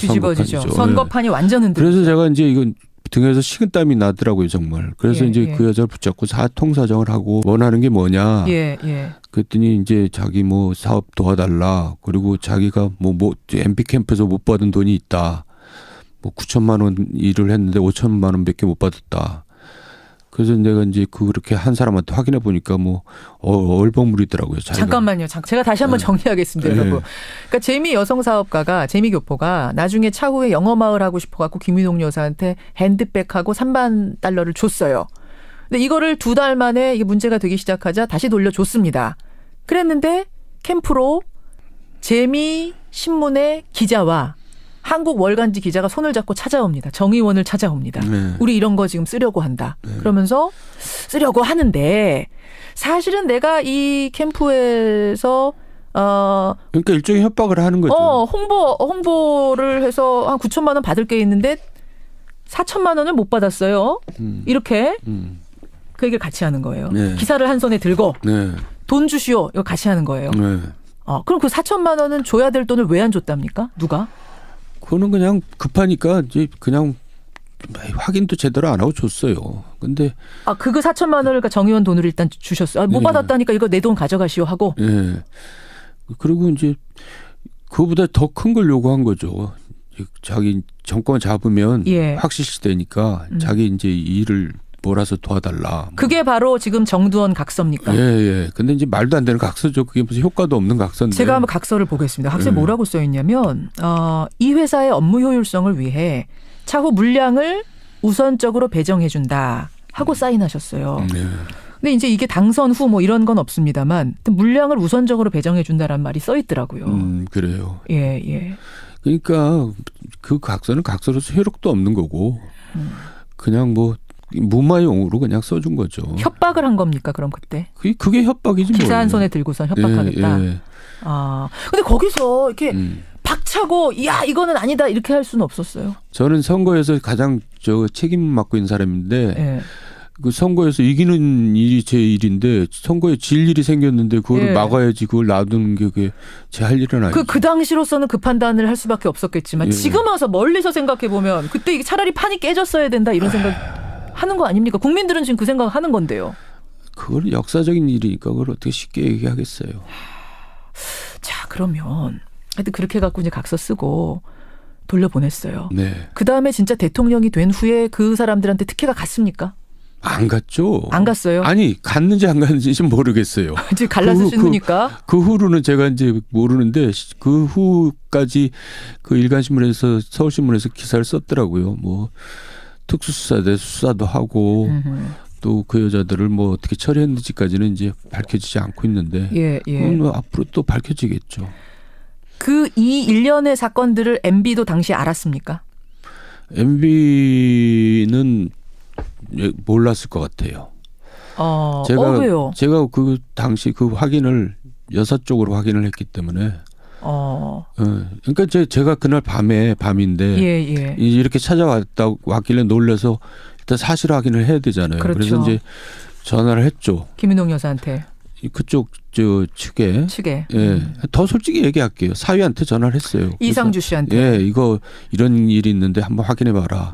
그랬더니 놀랍게도 저는 설마 했죠. 한 20-30분에 전화가 왔는데 사실입니다라고 답이 왔어요. 그러니까 제가 얼마나 기가 막혔겠어요. 대통령 후보라는 사람의 부인이 3천만 원짜리 핸드백에다가 3만 달러 받아갖고 있다니 이게 지금 어떻게 그게 근데 상식적으로 가능합니까? 선거 기간에. 개념이 없는 거죠. 김윤옥 여사. 좌충우돌. 뭐 하여간 기가 막혔어요 저도. 기가 막혔어요. 근데 MB한테까지는 안 갔을 수도 있다. 그 소리가? 그건 어떻게 해요? MB한테 숨겼을 수도 있죠. MB한테 얼마나 야단 맞았겠어요. 그걸 알면은. 자, 그러면은 지난번 경천동지 얘기하실 때 그렇게 말씀하셨어요. 저한테.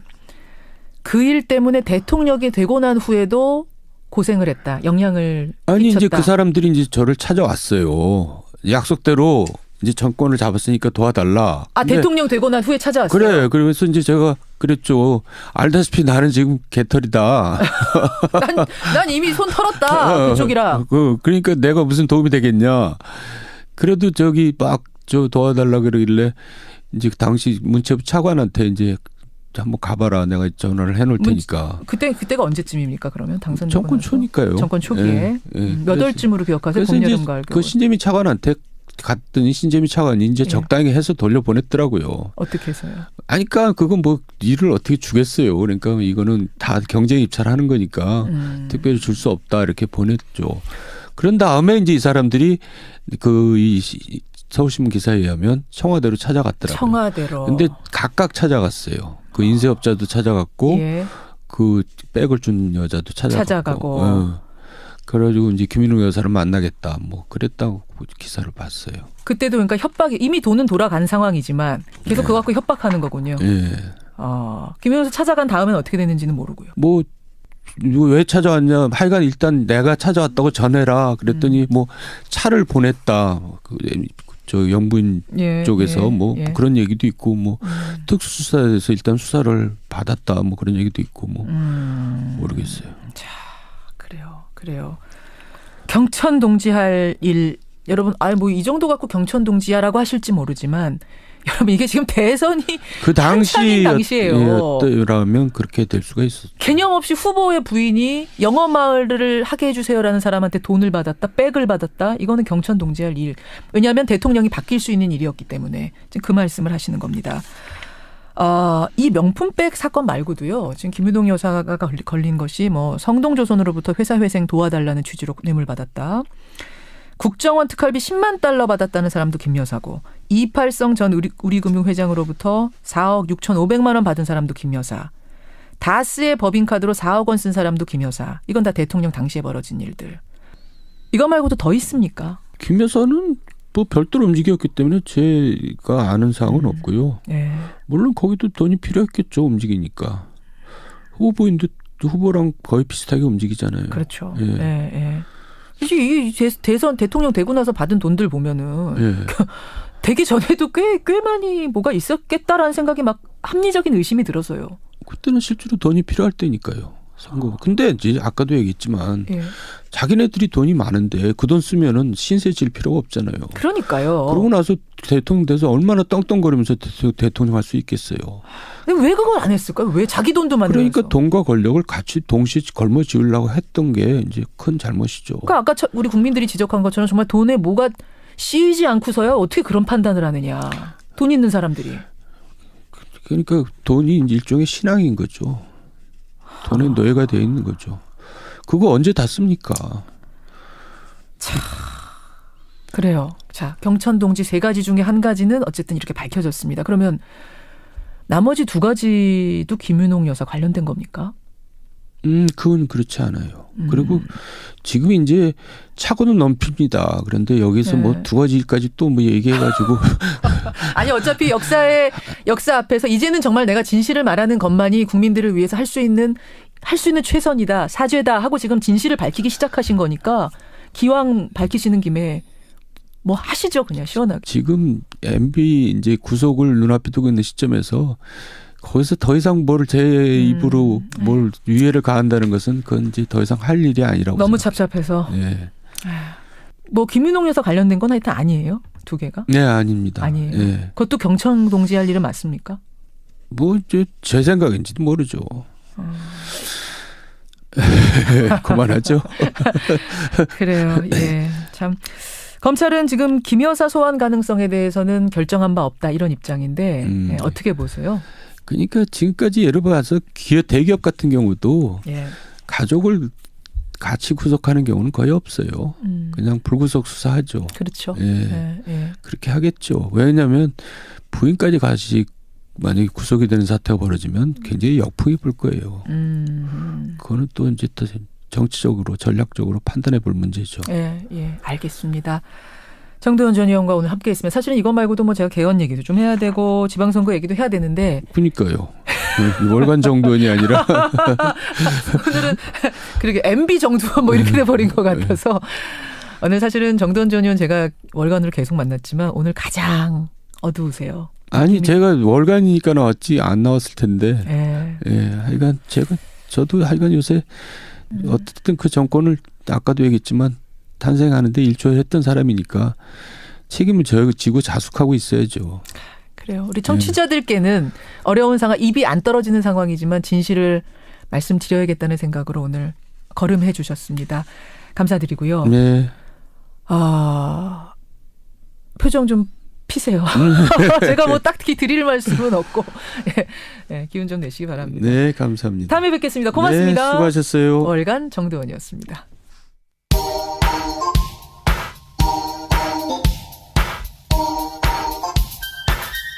김현정의 뉴스쇼 CBS 라디오와 함께하고 계십니다. 저는 퇴근길 시사자키 정관용입니다. 김포에도 눈이 옵니다. 분당에도 눈 옵니다. 노형구님. 아까 제가 수도권은 흐리다 말씀드렸는데 목동은 아직 그냥 흐려요. 비눈 안 오죠? 예, 안 옵니다만 분당, 김포까지는 지금 오는 상황인가 봅니다. 대전에도 눈 많이 왔다 하시고요. 대구, 광주는 조금 전 기상청은 비 표시였는데 실제로는 눈이 온다는 제보가 지금 많이 들어오고 있네요. 예, 운전 조심하시기 바랍니다. 정두환 전 의원 인터뷰 들으시고는 오찬미님, 아니 상식적으로 3천만 원짜리 명품백을 받았는데 그걸 차에 처박아놨다는 게 잘 이해가 안 간다 하셨고, 가짜농부님은 제 부인은 3만 원짜리 백도 벌벌 떨어서 못 사는데 3천만 원짜리라니요. 예, 참 괴리감 느껴진다 하셨어요. 박재근님은 어쨌든 정두원 전 의원도 이명박 MB의 범죄 행위를 그 당시는 어쨌든 감췄던 거 아닙니까? 일조한 책임이 있는 거 아닙니까? 이런 책임론도 많이 보내주시는데 여기에 대해서 정두원 전 의원도 아주 뼈 아프게 생각을 합니다. 뭐 공소시효 지났고 하지만 지금이라도 이렇게 진실을 다 얘기하는 이유가, 아픈 부분인데도 무릅쓰고 얘기하는 이유가 그게 그나마 우리 국민들에게 사죄하는 길이다라고 생각을 한다. 이런 이야기도 전하고 갔습니다. 예, 국민들, 그쵸. 오늘 저랑 눈을 잘 못 마주치셨어요. 정두원 전 의원이. 예, 그런 상황이라는 거 알아주시고요. 개헌 얘기 들으시고는 국회의원 소환제 적극 참석입니다. 조장식, 이주일, 김영철님의 많은 분들이 문자 주셨습니다.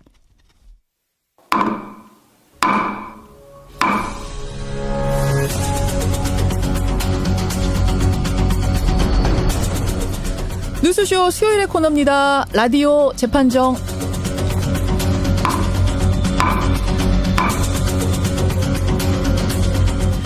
논란이 되고 있는 이슈나 인물을 저희가 스튜디오 재판정에 올려놓으면 여러분들이 배심원 자격으로 평결을 내려주시는 코너죠. 오늘도 두 분 모셨습니다.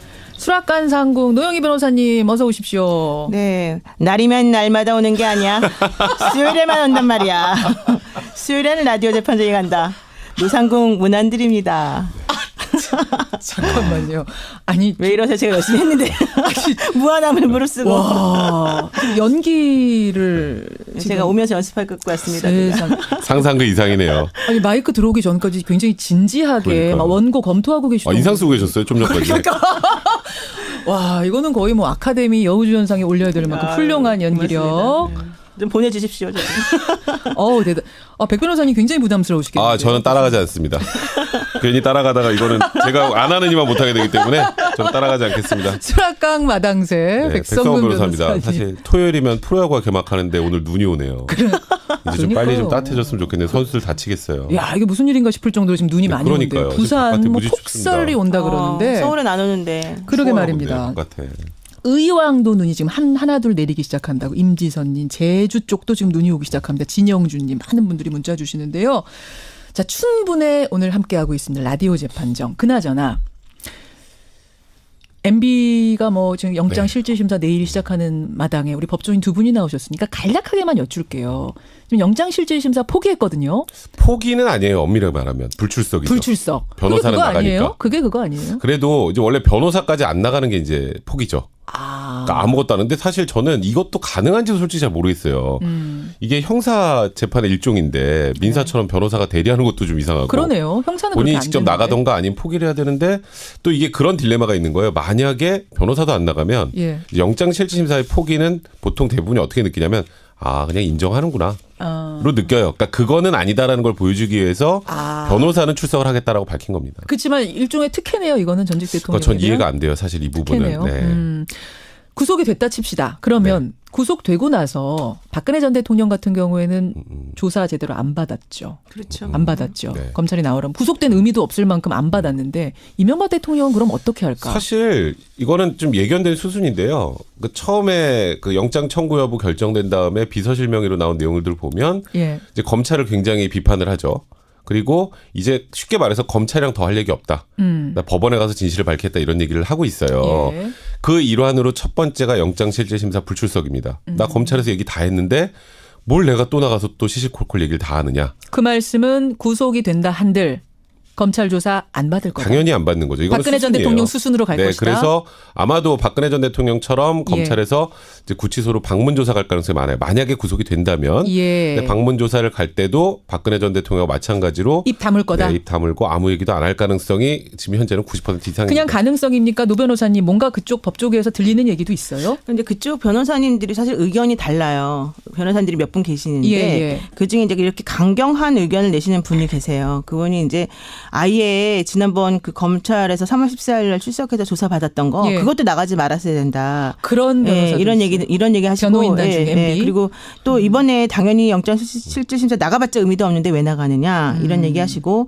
또 이번에 조사받을 때도 하지 말아라. 아무것도 협조하지 말아라. 우리 변호사들이 다 알아서 하겠다. 이제 이런 얘기 하시는 분이 계시는가 하면 또 이제 다른 변호사님들은 아니다. 그래도 그렇게 하면 안 된다. 그래도. 이런 의견이 있어서 지금 갈리고 있어서 사실 지금 백 변호사님 말씀하시는 거는 이제 정확히 그렇게 기류가 지금 흘러가고는 있지만 실제 그렇게 될지 안 될지는 사실은 모르는 일입니다. 알겠습니다. 제가 90%라고 말씀드렸습니다. 90%까지 보신다. 자, 그래요. 하여튼 뭐 MB 관련된 뉴스들은 들어오는 대로 더 전해드리도록 하고 그나저나 뉴스를 뭘 통해서 보세요, 백 변호사님은? 뉴스 뭐 워낙 많이 보시는. 저는 사실 이동하면서 그 휴대폰을 거의 쥐고 살아요.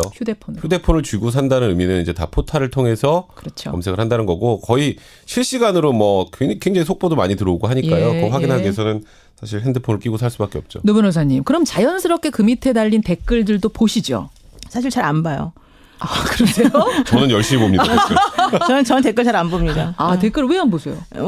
댓글 봤을 때에 제대로 된 의견이 있는 경우도 있지만 사실 이제 아닌 경우도 좀 있는 것 같아서 이제 가급적이면은 그냥 걸러서 혹은 그냥 아예 안 보는 걸로 내가 그냥 기사에 대해서 나의 생각을 그냥 공유하는 걸로 이런 정도만 하려고 여러분은 합니다. 어떠십니까? 우리 청취자 여러분들은 댓글을 다 보면서 그 여론을 청취하는 편이세요? 그리고 흔들리는 편이세요? 아니면 난 아예 안 본다.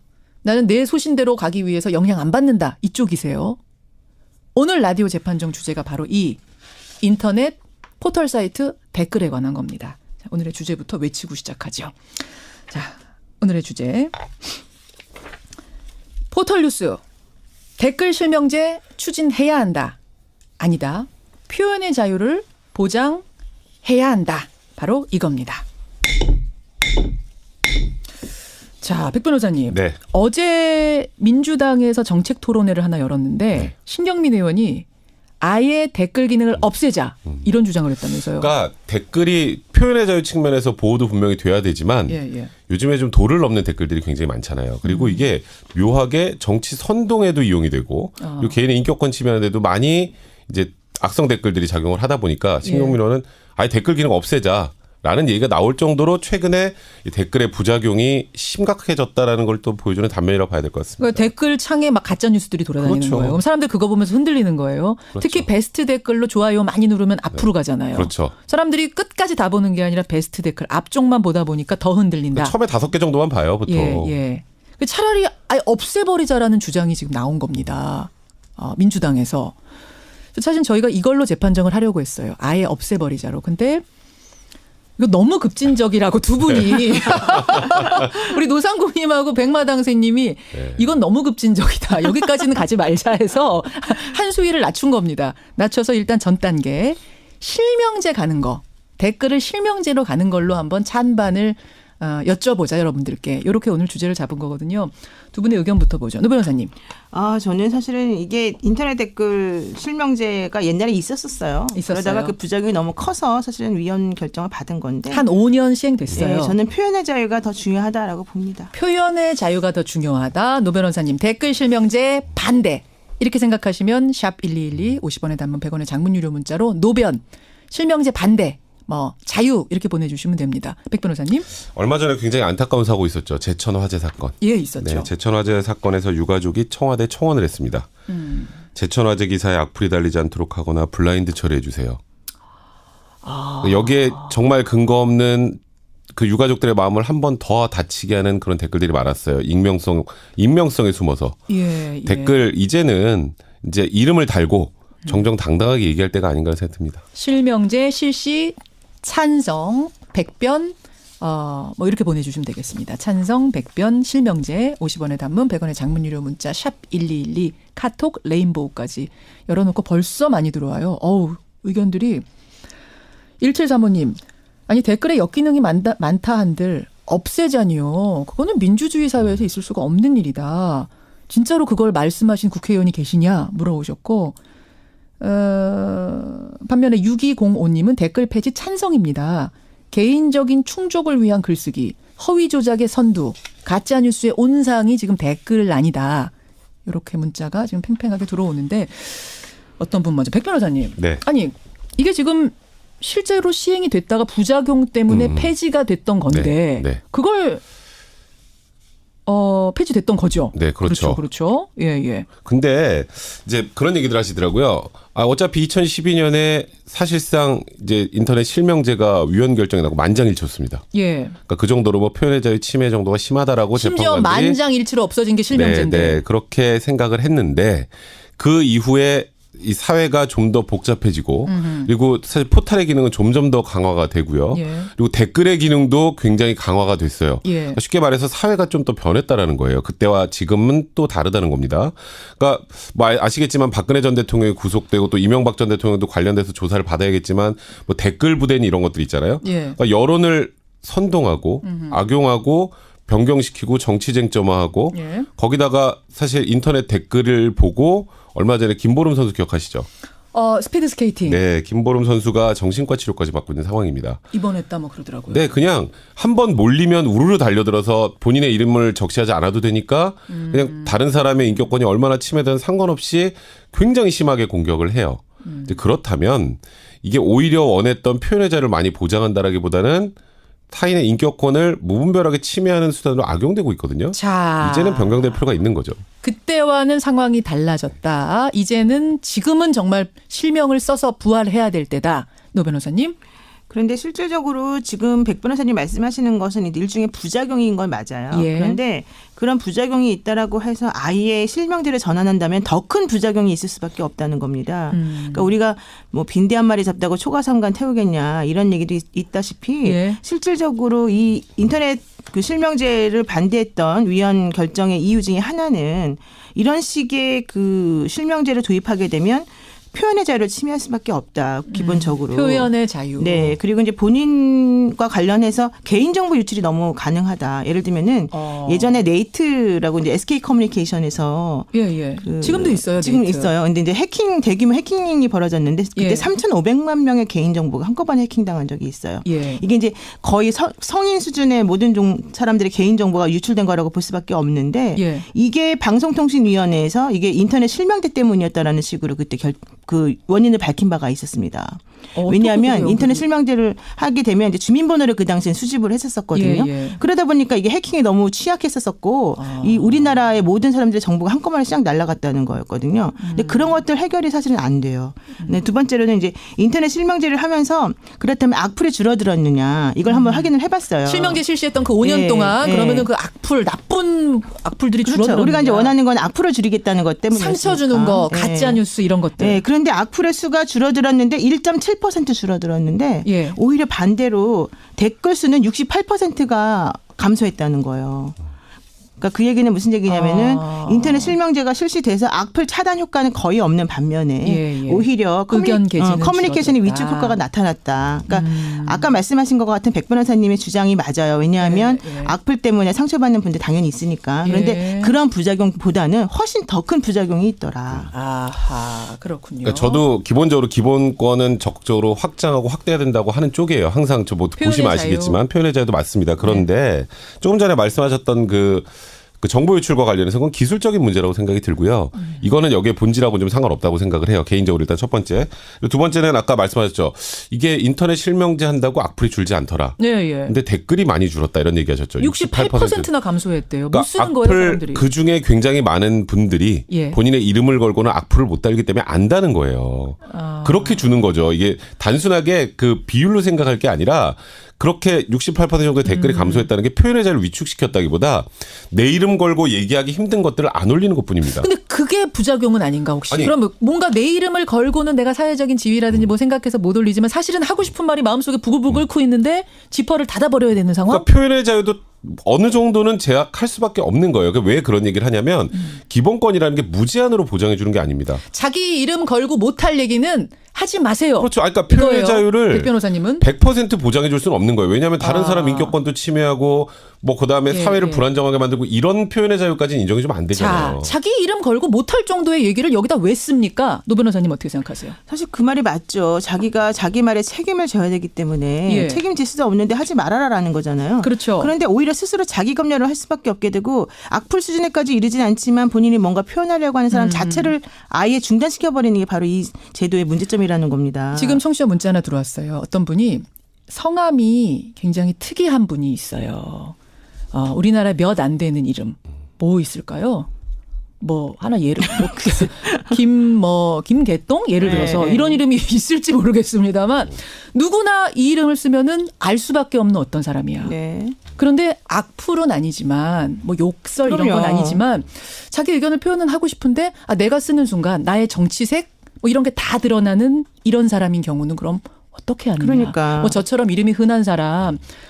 백성미 변호사님은 그렇게 흔하진 않네요. 저는 제가 쓰면 아마 바로 알 거예요. 노영희 변호사님은 흔한 이름. 흔합니다. 이런 이름들이야 뭐 그냥 막 쓸 수 있다 치더라도 특이한 이런 사람들의 경우는 그럼 어떻게 하느냐. 그러니까 잠깐만요. 그래서 그 얘기도 하나가 있고 제가 아까 말이 끊겼는데 하나 더 중요한 건 우리나라에서만 이런 식으로 인터넷 실명제를 하게 되면요. 외국 사이트하고는 형평에 맞지가 않아요. 구글 이런 것들. 네. 그러니까 국내 인터넷 이용자들이 실명제를 하게 되면 실질적으로 사이트가 전부 다 외국에 있는 사이트를 이용할 수밖에 없게 되는 거고 예전에 인터넷 실명제 해가지고 문제됐던 게 하나가 유튜브였어요. 유튜브에 그 청와대에서 이명박 대통령 시절이었는데 청와대에서 이명박 대통령 관련된 것을 올리려고 하니까 유튜브에서 못 올리게 한 거예요. 왜냐하면은 우리한테 올리지 말아라. 익명성에 걸리는 표현의 자유에서 매우 중요한 건데 한국에서는 하지 말아라. 이런 식으로 얘기가 됐었다니까요. 자, 백 변호사님. 그러니까 지금 말씀하셨던 것처럼 해외 사이트 같은 경우에는 그러니까 이제 우리나라 포털은 뉴스를 직접 보여주잖아요. 그죠? 근데 거기는 그냥 언론사 페이지로 연결시켜 주는 거예요. 조금 다르고. 그거는 뭐 동일하게 놓고 볼 건 아닌 것 같고요. 그러니까 지금 사실 아까 이름 문제도 얘기하셨고 분명히 위축시키는 건 맞아요. 그거 사실 그 부분 때문에 그 부분이 좀 극대화돼서 과거에 유형 결정이 나온 건데 제가 말씀드렸던 것처럼 기본권이라는 건 100% 보장하는 기본 게 아니에요. 누군가는 불편을 감수할 쉽게 수밖에 말해서 없다. 이름 내가 이거 게시하면 사람들이 나를 다 알아볼 텐데 근데 나는 내가 정당한 얘기를 올리면 알아보건 말건 상관없거든요. 김개똥 씨 알아보든 말든 상관없잖아요. 정당한 얘기라도 자기의 정치색을 막 드러내고 싶진 않은 얘기들 있잖아요. 그러니까 정치색을 드러내고 싶진 않아도. 욕설은 아니지만. 그러니까 거기에다가 이제 보통은 제가 말씀드렸던 것처럼 본인이 쓰고 싶은 얘기든 내 이름을 걸고 언제든지 쓸 수 있게는 해주는 거잖아요. 지금 말씀하셨던 것처럼 내가 약간 위축되고 이건 개인의 차이인 거고 표현 자체를 못하게 아까 댓글창을 없애자 이런 개념이 아니지 않습니까? 그러니까 얘기는 할 수 있게 해주되 대신에 이름을 밝히고 얘기를 하면 본인의 말에 책임을 지려고 하기 때문에 다른 사람에게 피해가 가는 말이 아무래도 줄어들 거고 원래 인터넷 댓글 공간이요. 제일 원했던 건 뭐냐면 자유로운 토론 기능이었어요. 그렇죠. 이런 생각 저런 생각. 근데 지금은 익명성 뒤에 숨어서 그냥 한쪽으로 우우 몰고 가고 욕하고 그런 쪽으로만 간단 말이에요. 여론만 이상하게 만들고. 이제 그렇다면 그런 부작용을 바로잡을 거라면 기본권을 약간은 제한하는 것도 고려를 해봐야 되는 거죠. 대부분의 사이트나 게시판이나 뭐 커뮤니티에 보면은요. 실명으로 자기의 의견을 달 수 있는 창이 있고 익명으로 달 수 있는 창이 있어요. 근데 대부분의 경우에는 익명으로 달 수 있는 창이 훨씬 더 활발하게 의견 개진이 가능해요. 거기에 악플만 나오는 게 아니거든요. 악플은 물론 있을 수 있는 부작용이지만 실제 그것 때문에 전체적으로 기능이 마비되는 게 아니에요. 기본적으로 말씀드리고 싶은 것은 실명으로 하는 게시판의 기능보다는 익명으로 하는 게시판의 기능이 훨씬 더 활발하게 의견 표현과 관련된 자유를 보장해 준다는 점이죠. 알겠습니다. 여러분의 의견 잠깐 보고 가겠습니다. 고유희님. 이름을 숨겨야만 말할 수 있는 게 진정한 표현의 자유인지 의문입니다. 그러니까 이분은 실명제 찬성. 진짜 표현의 자유는 자기 이름 내놓고 하는 거다. 나와서 당당하게 토론하는 거다. 이분은 이런 생각. 반면에 9094님은 실명제는 과한 것 같습니다. 심한 말을 한 사람이 있거나 아까 뭐 김보름 선수 예를 드셨는데 욕설하거나 이런 사람이 있으면 그거는 따로 조사하고 거죠. 처벌하고 규제하고 그렇게 대처하지 아예 다 막는 건 아니다. 이런 의견이 지금 팽팽하게 들어오고 백변님 말씀하실 때는 백변님 찬 의견이 막 들어오고요.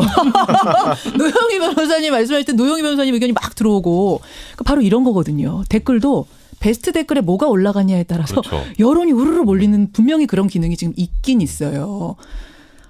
예, 지금 팽팽합니다. 굉장히 많이 들어옵니다. 여러분 1분만 더 받겠습니다. 의견들 보내주십시오. 최후의 변론 한마디씩 백 변호사님. 표현의 자유를 제한하는 측면이 강하니까 예. 하더라도 최소화할 필요는 분명히 있어요. 그래서 이제 최근에 이제 뭐 의원이 이제 입법 발의한 내용을 보면 하루에 1,000만 명 이상이 들어오는 그런 포털의 경우에 실명제를 하자라고 하고 있거든요. 이건 자유한국당 장제원 의원이 그렇습니다. 발의를 이미 해놨습니다. 댓글 실명제 하자. 그러니까 그런 식으로 좀 최소화할 수 있는 여러 가지 장치를 마련한다면 표현의 자유 침해도 최소화하면서 예. 사실 댓글의 부작용도 줄일 수 있지 않을까 생각이 듭니다. 그래서 저는 여기서 좀 특이한 게요. 자유한국당의 장제원 의원, 그러니까 보수 야당에서 실명제 하자는 안이 나왔는데 더불어민주당 여당에서는 아예 댓글을 없애버리자는 네. 신경민의. 그러니까 정치권 쪽에서는 하여튼 없애자는 의견이 더 많은 거예요, 뭐예요? 지금 분위기가 좀 그런 거죠. 지금 말씀드렸던 것처럼 부작용이 정치권에도 굉장히 안 좋게 좀 작용을 하다 보니까 좀 그런 거예요. 정치인분들이 제일 불편해서 그런 건 아니에요.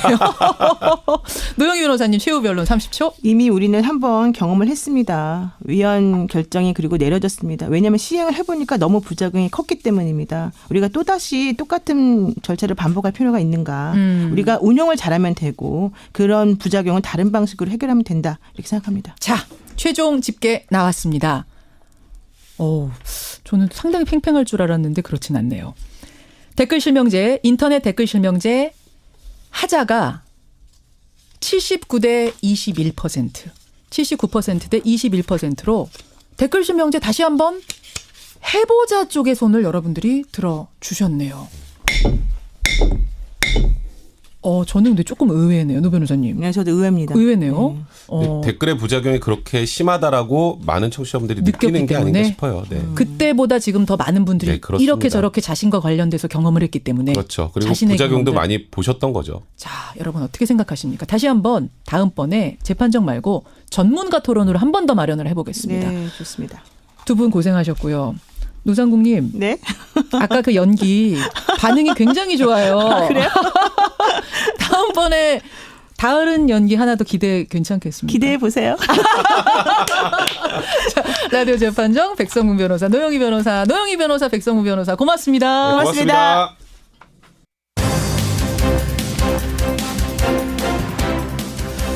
예, 지금 전국 곳곳에 큰 눈이 내리고 있습니다. 대구와 부산에서는요, 학교별로 자율적으로 등교 시간 조정에 들어갔답니다. 예. 등교 시간 조정에 들어갈 정도로 지금 큰 눈이 내리고 있습니다. 오늘이 사실은 춘분이거든요. 봄 농사가 시작된다는 춘분인데 이렇게 눈이 많이 들어오네요. 예, 교통 아직 출근길 막혀서 꼼짝 못하고 계신다는 이런 문자도 많이 들어옵니다. 여러분 운전 주의하시고요. 저는 내일 아침 7시 반에 다시 돌아오겠습니다. 고맙습니다. 김현정의 뉴스 쇼.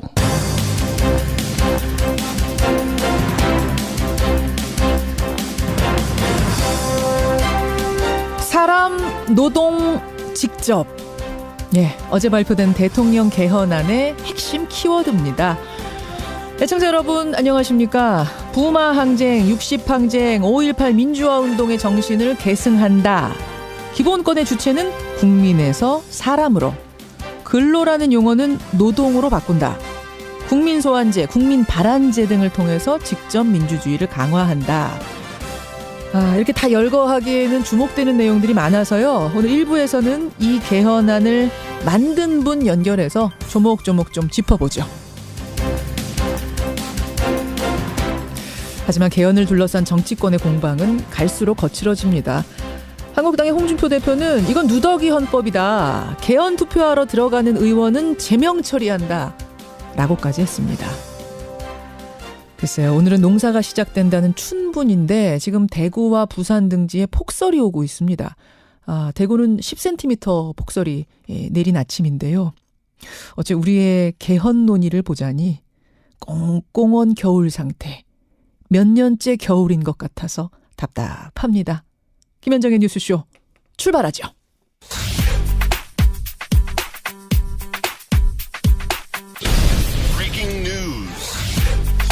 김현정의 뉴스쇼가 주목한 오늘의 포인트 김정훈 기자 나와 있습니다. 어서 오세요, 김 기자. 네네. 오늘 첫 포인트 가기 전에 지금 날씨 소식을 잠깐 좀 전해야 될 것 같아요. 부산과 대구 등지를 중심으로 밤사이에 폭설이 내렸습니다. 네. 10cm 가까이 폭설이 내려서 등교죠. 등교 시간 조정 요청이 지금 전해졌고 교육청에서 검토하는 중이라는 여기까지 전해졌습니다. 날씨 상황 더 심각해지면 제가 또 중간중간 전하도록 하죠. 첫 포인트 뭡니까? 네, 기승전결 결국은 다스였습니다. 이명박 전 대통령의 혐의 말이죠. 네, 다스는 이 전 대통령의 것이라고 검찰이 결론을 내렸는데 그 다스가 이 전 대통령의 범죄 혐의 전반에 얽혀 있었던 것으로 드러나고 있네요. 구속영장 청구 사유에 따르면요. 이 전 대통령은 1985년 현대건설 대표로 있을 때 현대차 정세영 회장으로부터 안정적인 물량을 독점으로 수주하는 하청업체 설립을 제안받았고요. 예. 이후 자본금 3억 9천만 원을 들여서 회사를 설립했고 실질적으로 운영해 왔다는 게 검찰의 설명입니다. 그렇게 다스를 은밀히 키워온 건 이명박 전 대통령의 비자금 창고였기 때문이죠. 얼마나 조성했다는 거예요? 2006년까지 12년간 339억 원의 비자금을 조성한 것으로 파악되고 있고요. 이게 다 개인 용도로 쓴 것으로 보이네요. 또 BBK 투자금 반환 문제가 드러나자 삼성전자에게 소송 비용을 대납시키기도 했죠. 이런 게 드러나면서 결국 발목이 잡힌 건데 구속 여부는 내일 가려지는 거죠. 네, 내일 오전 10시 30분에 영장 실질 심사가 열립니다. 다만 이 전 대통령은 직접 출석하지 않겠다고 밝혔어요. 그래서 법원은 결국 서면을 바탕으로 구속 여부를 가릴 수밖에 없게 됐습니다. 이런 상황에서 부인 김인옥 여사에 대한 의혹도 커져가고 있는데 지금 명품백 논란이 벌어졌죠. 거기에 등장하는 사람이 정두원 전 의원입니다. 정두원 각서. 저희가 연락이 됐습니다. 정두원 전 의원 오늘 2부에 스튜디오 출연합니다. 자세한 얘기 전모 어떻게 하다가 사인까지 하게 됐는지 들어보죠. 다음 포인트는요. 네, 조용필과 방북하는 레드벨벳입니다. 어제 윤상, 현성월 두 사람이 만났습니다. 실무 접촉했어요. 평양 공연의 윤곽이 나왔습니다. 예술단이요. 31일 평양을 방문해서 다음 달 3일까지 체류하며 2차례 공연한다 이런 계획을 잡았고요. 누가 가느냐가 최대 관심사였잖아요. 그렇죠. 북한 공연 그 경험이 있는 조용필, 이선희, 최진희, 윤도현 씨 등이 포함되었고 여기에 백지영과 레드벨벳 등도 이름을 올렸네요. 대부분 논의는 순조롭게 진행이 됐고요. 근데 다만 선곡은 더 조율이 필요하다고 합니다. 이 레드벨벳 같은 아이돌 그룹은 북한에 워낙 생경해서 신중히 검토하고 있기 때문이다. 이렇게 얘기가 나오고 있어요. 레드벨벳 노래는 우리나라 사람들 중에도 생경하다고 하는 사람들이 많을 정도로 맞습니다. 신선한 장르여서 북한에서 어떻게 소화할지 모르겠어요. 그래서 윤상 감독도 북한이 원하는 곡 또 우리가 원하는 곡들에 대한 조율이 쉽지 않았다. 북한이 잘 모르는 노래들이 많았기 때문이다. 이렇게 언급을 했네요. 마지막 포인트 중요한 거 하나 가죠. 네, 촛불 전국의 무기 사용을 검토한 국방부입니다. 그러니까 박근혜 전 대통령에 대한 탄핵 요구가 막 들끓을 그 시점에 국방부가 위수령을 논의했다라는 게 어렴풋이 전해졌었는데 지금 문서가 나왔어요. 네, 그 위수령이라는 게요. 대통령의 명령으로 군이 일정 지역에 주둔하면 거기서의 경비와 치안을 맡게 되는 것인데 그렇죠. 그게 국민의 기본권을 대통령과 아주 중요한 제도인데요. 헌법 개정안도 국민들이 직접 발언할 수 있고 법률안도 발언할 수가 있습니다. 사실 이제 우리가 30년 동안 개헌이 안 된 이유 중에 하나가 대통령이나 국회가 어떤 합의를 해서 헌법 개정안을 발의를 못해서 그런 건데요. 그렇죠. 국민 발언 제도가 도입되면 국민들이 원하는 헌법 개정안도 낼 수 있고 또 법률안 같은 경우도 지금은 100만 명이 서명해도 법적인 효력이 아무것도 없습니다.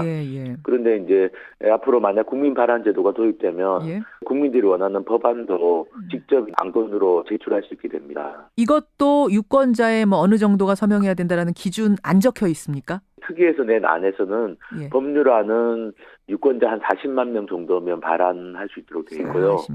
헌법 개정안은 120만 명. 이거는 워낙 중요한 사안이니까 그 정도로 되어 있습니다만 요즘 청와대 청원 게시판도 20만 명 서명도 금방 돼요. 채워지는 그러면 40만 명이라고 해놓으면 이거 너무 남발되거나 이럴 가능성은 없을까요? 40만 명이 했을 때 이제 국회에서 안건으로 다루는 거기 때문에 다 법이 통과되는 건 아닙니다. 그런데 40만 명 정도가 원하는 내용이라면 그래도 국회에서 안건으로는 다룰 필요는 저는 있다고 생각하고요. 그래서 기준은 한 40만 명 정도로 잡혀 있습니다. 그럼 지금 청와대 청원 게시판 보면 20만 명 서명하면 무조건 답을 하거든요, 청와대가. 네네네. 이 경우도 유권자의 40만 명, 유권자 40만 명이 서명을 하면 무조건 국회에서 일단 다뤄야 되는 건가요? 테이블 위에 올려야 되는 겁니까? 네네. 근데 법률 아니기 때문에 뭐 법률 안으로 성안이 되기 어려운 내용까지 그렇게 뭐 발언하기는 어렵습니다. 온 압력에 대해서 우려하시는 분들이 있는데 저는 크게 걱정하지 않아도 될 거라고 생각합니다. 알겠습니다. 국회의원들이 조금 더 바빠지시긴 하겠네요. 네네. 예. 어제 개헌 설명회 첫 시간 후에 가장 관심이 뜨거웠던 부분 국회의원 소환제, 국민 발안제부터 먼저 짚어봤습니다. 네네. 다시 얘기를 좀 앞으로 돌려보죠. 개헌 헌법의 전문. 기존 헌법에는 4.19 혁명만 명시가 돼 있는데 이 네네. 개헌 안에는 부마 항쟁, 5.18 민주화운동, 60항쟁을 거기에 추가한다는 거죠? 네네, 그렇습니다. 어떤 의미입니까? 이게 뭐 우리나라가 이제 뭐 당연히 그 국민 주권을 선언하고 있고 민주공화국이라고 되어 있는데요. 예. 사실 이제 우리 헌법에 보면 지금은 3.1 운동이나 4.19를 통해 가지고 그동안 이제 국민들이 민주주의를 지켜왔다는 것, 또 이 나라의 자주성을 지켜왔다는 것을 이제 명시하고 있는데요. 예. 사실 지난 30년 동안에도 또 많은 사건들이 있었고 역사적인 평가들이 좀 있었습니다. 예. 그래서 부마항쟁, 5.18 민주화운동, 60항쟁이 추가가 된다는 건 저는 뭐 어떻게 보면 헌법에 있는 국민주권의 원리라는 걸 좀 사건을 통해 가지고 구체적으로 좀 보여주는 의미가 있을 거라고 생각하고요. 예. 여론조사를 해봤는데 뭐 60-70% 정도 국민들이 여기에 대해서는 동의하는 걸로 나왔습니다. 지난 겨울에 그 촛불혁명, 촛불 네네. 집회는 고려의 대상은 아니었습니까? 논의를 했는데 아직까지는 너무 최근의 사건이라서 예. 포함시키지 않는 걸로 그렇게 판단을 했었습니다. 아직 뭐 국정농단이 재판 중이기도 하고 이런 것들이 네네. 고려가 알겠습니다. 또 하나 주목되는 게 이제 공무원의 노동 3권 보장한다는 내용입니다. 네네. 노동 3권이라면 여러분 아시다시피 단결권, 단체 교섭권, 단체 행동권. 네. 그러니까 공무원이나 교사도 이제부터는 단체 행동권, 파업을 할 수 있다 이런 얘기죠. 이게 이제 지금 헌법에서는 이제 예외적으로 공무원들은 노동상권을 가지는 걸로 되어 있었는데요. 예. 이번 개정 헌법에서는 이제 원칙적으로는 가지되 법률로서는 제한할 수 있도록 그렇게 되어 있는 겁니다. 그래서 뭐 그게... 한꺼번에 다 되는 건 아니고요. 예. 큰 틀의 원칙만 정하는 거라서 예외적으로 허용하던 걸 좀 원칙적으로 허용하는 거고요. 예외적으로 큰 틀이 제한이었고 네네. 거기서 일부만 예외적으로 허용이었다면 네네. 이번에는 큰 틀을 노동3권 공무원도 가질 수 있습니다 해놓고 네네. 예외적으로 제한을 두는 이게 바뀌었다. 근데 그 어차피 이 헌법 개정이 되면 법률로서 이제 구체적인 걸 정해야 됩니다. 그렇죠. 근데 어쨌든 단체 행동권을 여기 보장을 한다는 게 명시가 돼 있기 때문에 공무원이나 네네. 교사분들이 파업 못하던 것을 이제는 할 수 있는 거는 굉장히 큰 변화인 것 같긴 해요. 단체 행동권은 결국 뭐 사회적 합의가 좀 필요할 거라고 생각합니다. 그렇죠. 공공을 위한 업무를 하는 사람들이기 때문에 일반 기업 노동장처럼 그렇게 파업을 할 경우에는 공공 서비스가 마비되고 국민에게 미치는 피해가 사실 사기업의 파업하고는 비교가 안 되기 때문에 이 부분은 시민들이 좀 반발하실 수도 있거든요. 공무원 기본권 지켜주자고 시민 기본권이 침해되진 않겠는가 이런 우려. 네네. 그런 우려가 있는 것도 알고 있고요. 말씀드린 것처럼 헌법은 큰 틀을 정하는 것이고, 결국에는 이제 법률로서 구체적인 그 범위는 정하게 됩니다. 그래서, 그런 논의 과정들이 앞으로 또 필요할 거라고 생각합니다. 이거는 그러니까 무조건 파업 다 된다. 이렇게 이해하시지는 말아달라 이런 말씀이세요. 네. 알겠습니다. 공무원 노동권 말고 일반 노동자들의 노동권도 명시적으로 강화시켜주는 안들이 곳곳에 들어있더라고요. 네네. 당연히 노동계는 환영, 재계는 우려. 지금 반응 이렇던데요. 동일 가치 노동, 동일 임금 조항이 들어가는 것이 이번에 포함이 되어 있습니다. 근데 사실 이거는 뭐 좀 공정한 사회를 만든다는 차원으로 이해할 수 있을 것 같습니다. 왜냐하면은 똑같은 가치의 노동을 하면 똑같은 급여를 받는다는 건 굉장히 상식적인 이야기인데 그게 워낙 지금 잘 안 지켜지다 보니까 이거는 뭐 큰 틀의 원칙을 좀 정한다고 볼 수 있고요. 원칙의 문제. 그런 부분들이 지금 이제 반발로 나오고 있고 오늘 두 번째 설명이 있고 내일 세 번째 설명회가 있습니다. 네네. 대통령제 손보는 문제, 선거제도 손보는 문제, 사실 개헌의 가장 핵심은 이 부분인데 이걸 언제 설명하세요? 아마 이제 내일 그 정부 형태 분과 설명할 때 대통령제에 대해서 이제 현재 정부 형태에 대해서 좀 어떻게 이제 대통령 권한을 어느 정도로 분산시킬 건지 아마 얘기가 있을 것 같습니다.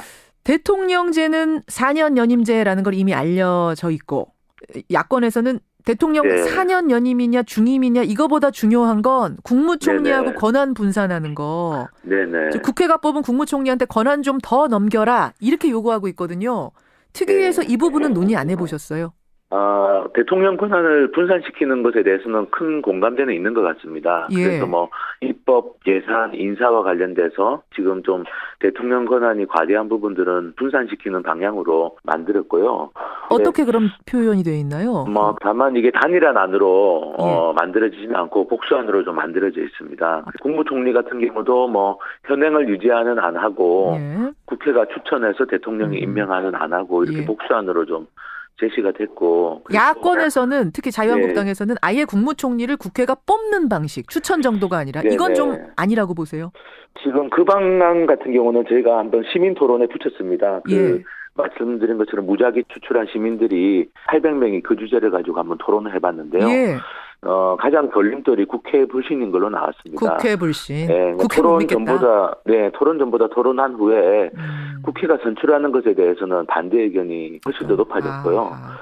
최종적으로 68%가 반대하는 걸로 나왔습니다. 그래서 알겠습니다. 충분히 논의는 할 수 있다고 생각하지만 국회가 국민들의 신뢰를 얻어야만 그런 부분들도 같이 논의를 할 수 있지 않을까 싶고, 저희 특위에서는 뭐 대통령 권한을 뭐 입법이나 예산, 인사와 관련해서 분산시킬 수 있는 여러 가지 방안들을 좀 검토해서 자문안으로 냈습니다. 예.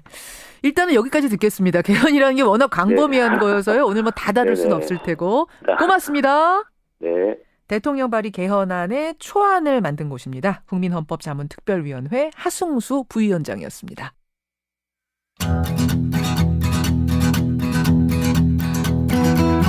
김현정의 뉴스쇼는 청취자 여러분의 참여로 이루어집니다. 트위터, 페이스북, 레인보우 게시판, 그리고 단문 50원, 장문 100원의 유료 문자 샵 1212, 우물정 1212 통해 참여하실 수 있습니다. 김현정의 뉴스쇼, 여러분과 함께 만듭니다. 김성환의 행간 시사평론가 김성환 씨 나오셨습니다. 어서 오십시오. 네, 안녕하세요. MB 구속영장 결국 청구됐어요. 네, 맞습니다. 실질 심사가 내일 이루어집니다. 네, 맞습니다. 그런데 심사 안 받겠다, 나는. 출석 안 하겠다. 포기해버렸어요. 이게 국민 보기 민망해서 그런가요? 하여튼 좀 여러 고민이 있었던 것 같습니다. 자포자기 같아요, 저는. 그런 측면도 있을 수 있겠죠. 판단을 이미 한 게 아닌가. 네. 자, 오늘 이렇게 돌아가는 상황 속에서 행간 하나를 짚어오셨다고요? 네. 뭐 예측이 하나 맞아떨어졌다고 해야 되나요? 제가 검찰이 구속영장 청구할 거라고 말씀드렸잖아요. 100%다 그러셨는데 뭐 다 그렇게 생각한 것 같아요. 맞습니다. 근데 특별히 칭찬을 하기에는. 근데 문제는 타이밍이었어요. 근데 엊그제 영장 청구 못하는 거 아니야라는 얘기가 나올 정도로 영장 청구 시각이 굉장히 늦어졌습니다. 검찰이 시간을 늦추다가 일가마감 1시간을 채 남지 않은 시각에 영장을 접수를 했거든요. 그래서 오늘 행간에서는 검찰 구속영장 청구가 늦어진 이유, 그 배경을 좀 살펴볼까 합니다.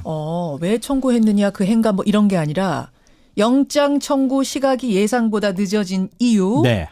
이거 법무부 장관하고 문무일총장하고 협의하느라고 늦어졌다 이렇게 알려진 거 아니에요? 예, 어제까지는 그렇게 알려졌는데요. 새로운 사실이 하나 추가가 됐습니다. 뭡니까? 이게 협의가 아니라 서로 의견이 엇갈렸다, 갈등했다, 대립했다 이런 얘기가 지금 나오고 의견이 있거든요. 달랐다. 예, 문무일 총장이 박상기 장관한테 보고를 했다고 합니다. 영장을 청구하겠습니다.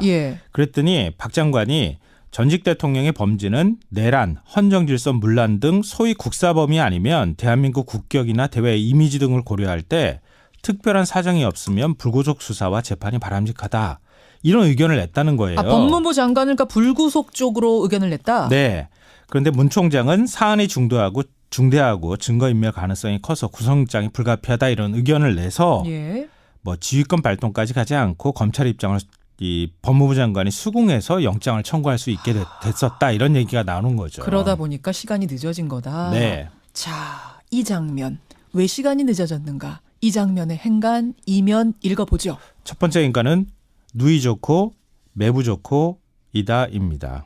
이게 무슨 말씀이세요? 영장 청구를 두고 법무부 장관하고 검찰총장이 대립했다? 이게 뭔가 큰일이 있는 거 아니야? 이렇게 생각할 수가 있는데요. 전혀 아닙니다. 아니요. 제가 볼 때 누이 좋고 매부 좋은 일이다. 왜요? 검찰은 뭐 하는 기관입니까? 쉽게 말해서 범법자 잡아들이는 곳입니다. 법을 어긴 사람은 지휘구와 막론하고 처벌해달라. 법원에 공소제기하는 게 자기 일입니다. 그러니까 이전 대통령 구속영장 청구 안 하는 게 오히려 이상한 거죠. 총장이 그랬잖아요. 법과 원칙에 따라서 하겠다. 네. 법무부 장관은 어떤 자리예요? 검찰총장과 역할이 다릅니다. 법무 인권까지 아울러야 하는 자리입니다. 한마디로 정무적 판단도 해줘야 한다는 건데요. 오롯이 법만 가지고 따지는 게 아니다. 네. 이것저것을 다 살피는 자리가 장관 자리다. 네. 박 장관 입장에서는 검찰이 너무 나가면 제어해주는 역할도 해줘야 되거든요. 그럼 무슨 얘기예요? 문무일 총장과 박상기 장관 모두 자기 역할에 충실했다는 얘기가 드는 겁니다. 근데 여기서 지금 검찰이 너무 나갔다라는 표현은 저는 조금 문제가 있다고 보는 것이 검찰 측에서는 자기 입장에서 법과 원칙에 따라서 한 거기 때문에 그렇지만 장관 입장에서는 또 다른 것까지 고려할 때 나간 거라고 볼 수도 있다. 장관 입장에서는 지휘권 발동할 수도 있는 거니까요. 서로 의견이 엇갈릴 수도 있죠. 그렇지만 핵심은 서로 역할 제대로 했다는 거예요. 자기 역할에 충실했다. 네. 하지만 마지막은 법대로 한 거다. 예. 두 번째 행간 뭡니까? 두 번째 행간은 정치보복 주장에 대한 반격이다입니다. 정치보복. 이거는 MB 얘기잖아요. 네. 이명박 전 대통령이 검찰 포트라인 섰을 때 할 말은 많지만 참겠습니다. 이렇게 얘기했잖아요. 했죠. 정치보복의 복자도 꺼내지 않았는데 침묵이 더 큰 메시지를 던졌습니다. 더 큰 정치보복 외침으로 들릴 정도였는데요. 영장 청구를 둘러싸고 검찰과 법무부가 갈등했다. 이 말 역시 똑같은 효과를 낸다는 겁니다. 검찰 정치보복으로 지금 수사하는 거 아닙니다. 우리 이렇게 독립적으로 수사하고 법무부 장관과 갈등 벌일 정도로 우리가 지금 이렇게 하고 있습니다. 이런 메시지를 검찰이 던지려고 했다는 겁니다. 이 얘기를 흘린 주체도 검찰일 가능성이 매우 높다고 봅니다. 그렇군요. 마지막 행간은 뭔가요? 마지막 세 번째 행간은 박종철 열사 아버지 찾아간 문무일 총장을 주목해야 한다입니다. 문무일 총장이 찾아갔어요. 네. 근데 구속영장 청구 후일담이 공개된 바로 그날 문무일 총장이 박종철 열사 아버지를 찾아갔어요. 그거와 구속영장 청구하고 무슨 관계가 있을까요? 지난달에 이미 한번 비공개로 찾아갔다 그래요. 이번에 또 공개적으로 찾아간 겁니다. 왜? 공수처 설립, 검경 수사권 조정이 걸렸기 때문이죠. 이 전 대통령 구속영장 청구 후일담을 공개한 것도 정치보복이 아니었다고 강조한 것도 법무부 장관과 우리 이렇게 대립했다고 공개하는 내용도 사실은 이런 맥락에서 검찰은 인권도 고려하고 다 모든 것들을 고려하고 있습니다. 이런 검찰입니다라고 보여주려고 하는 행보다 이렇게 보인다는 거죠. 던지는 것이다. 네. 그래서 이 타이밍 늦어진 것에 대한 게 지금 언론 보도가 나온 거다. 네, 맞습니다. 그런 행간이군요. 김성환 씨 수고하셨습니다. 네, 고맙습니다. 지금 남부지방에 눈이 많이 오는 모양입니다. 여기저기서 제보들이 들어오고 있는데요. 교통 상황도 안 좋네요. 운전 조심하시고요. 2부 정두원 전 의원과 함께 오겠습니다.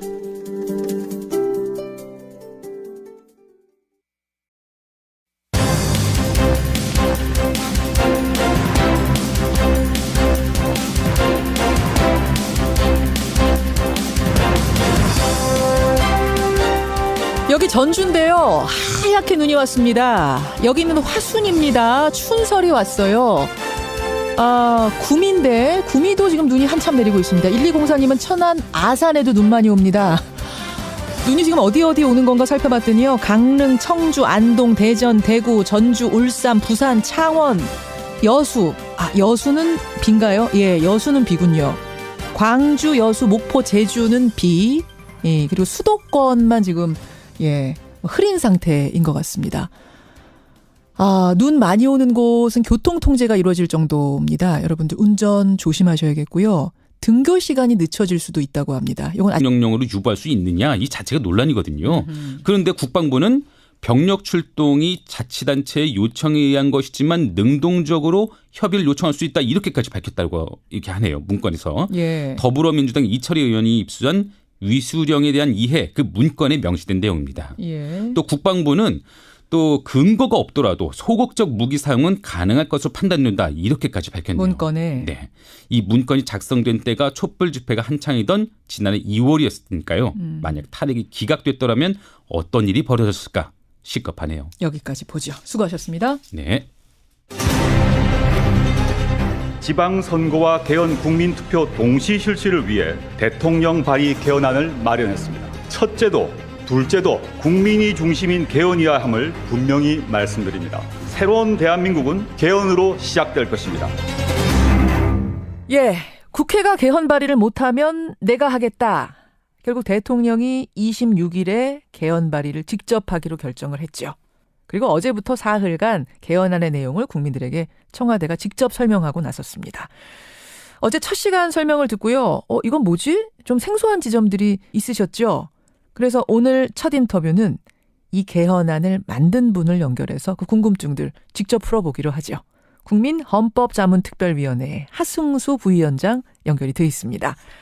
부위원장님 안녕하세요. 네, 안녕하세요. 고생 많이 하셨습니다. 아닙니다. 네. 그러니까 어제 조국 수석이 브리핑한 그 개헌안 만든 곳이 국민헌법자문특위. 네네, 저희가 뭐 자문안은 청와대에 드렸고요. 예. 어제 발표하시는 내용을 보니까 그 저희 특위에서 만든 자문안하고 크게 다르지는 않는 것 같습니다. 그렇죠. 국민헌법자문특위. 정말로 국민 의견을 많이 수렴하셨어요? 뭐 온라인이나 오프라인으로 최대한 의견 수렴을 했습니다.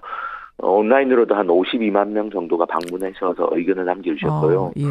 저희가 이제 무작위로 투출한 시민들 참여하는 토론회도 좀 했었습니다. 뭐 신고리 오류코기 공론할 때처럼 그렇게도 하고 또 뭐 개헌에 대해서 그동안 고민해왔던 여러 단체들의 의견도 좀 들었고요. 또 2,000명 대상으로 심층 면접 조사도 했었습니다. 그래서 그렇군요. 다양한 경로로 뭐 국민들의 의견을 수렴해서 그래도 개헌안을 만들었다고 자부하고 있습니다. 대표적으로 그 국민 의견에 의해서 만들어진 조항을 하나 꼽자면 어떤 건가요? 예를 들면 이제 농민들이 바라는 헌법에 대해서 좀 의견들을 많이 제시를 하셨습니다. 온라인이나 오프라인으로 공업이라는 게 좀 우리 사회에서 공익적인 가치가 있다. 이런 걸 좀 인정해 달라는 거였는데요. 그런 부분들은 저희가 헌법 개정안을 작성하는 과정에서 최대한 많이 반영을 했습니다. 혹시 저는 그 국회의원 소환제 이거 아니었나 어제 보면서 그 생각 들던데. 가장 뜨거운 반응을 보여주셨는데요. 시민들이 제안도 해주셨지만 또 저희 특위에서도 뭐 설문 문항이나 이런 걸로도 넣었었는데 아무래도 뜨거운 반응이 있었습니다. 뜨거운 반응. 자, 그럼 거기서부터 질문을 한번 시작해 보죠. 직접 민주주의를 강화하기 위해서 국회의원 소환제를 넣은 거다. 이렇게들 많이들 해석하시는데 국회의원 소환을 어떻게 한다는 겁니까? 소환제라는 건 뭐 기본적으로 이제 처음에는 시민들이 서명을 받으시고요. 일정 숫자 서명을 받으면 그걸 투표에 붙이게 됩니다. 일정 숫자라 하면 그러니까 어느 정도 서명이 모여야 되나요? 지금은 이제 헌법에서는 뭐 그렇게 구체적인 숫자까지는 담지는 않았습니다. 구체적인 건 법률로 정하게 되는데 지금 이제 지방자치단체 예를 든다면 유권자 한 10에서 20% 정도 서명을 받아가지고 이제 소환을 발의할 수가 있고요. 그러면 이제 투표를 해가지고 과반수가 찬성하면 소환이 되는 그런 구조입니다. 그래서 뭐 국회의원 국민소환제도는 헌법에 근거만 두고 세부적인 건 이제 법률로 정할 수밖에 없어서 그렇게 이제 만들게 될 것 같습니다. 법률로 정하는 거면은 그럼 국회에서 법률로 정하는 거라 국회의원들이 이거 굉장히 어렵게 만드시거나 아예 뺄 수도 있을 것 같은데요. 근데 뭐 소환 제도를 도입하는 건 명시돼 있기 때문에 만약에 개헌이 되면 어떤 형태로든 소환 제도는 만들어질 겁니다. 알겠습니다. 이제는 그럼 국회의원 일하는 거 마음에 안 든다. 우리 세비 주기 아깝다 싶으면 국민이 지역구 국회의원이면은 지역구 민이 그렇습니다. 비례대표면 어떻게 합니까? 비례대표가 사실은 이 소환 제도 도입할 때 상당히 좀 어려운 부분이 있어서요. 지방의원도 비례대표는 지금 빠져 있습니다. 소환 대상에서. 그렇죠. 그래서 그거는 이제 아마 국회 입법 과정에서 좀 고민이 많이 필요할 것 같습니다. 알겠습니다. 국회의원 소환제. 또 하나는 역시 직접민주주의 강화 차원에서 마련된 국민 발안제. 사실 국회가 가진 가장 큰 권한이 법률을 발의하고 통과시키고 이런 건데 입법권인데. 그럼 국민도 이제 발의를 할 수 있는 거예요? 네, 그렇습니다. 국민 발안제도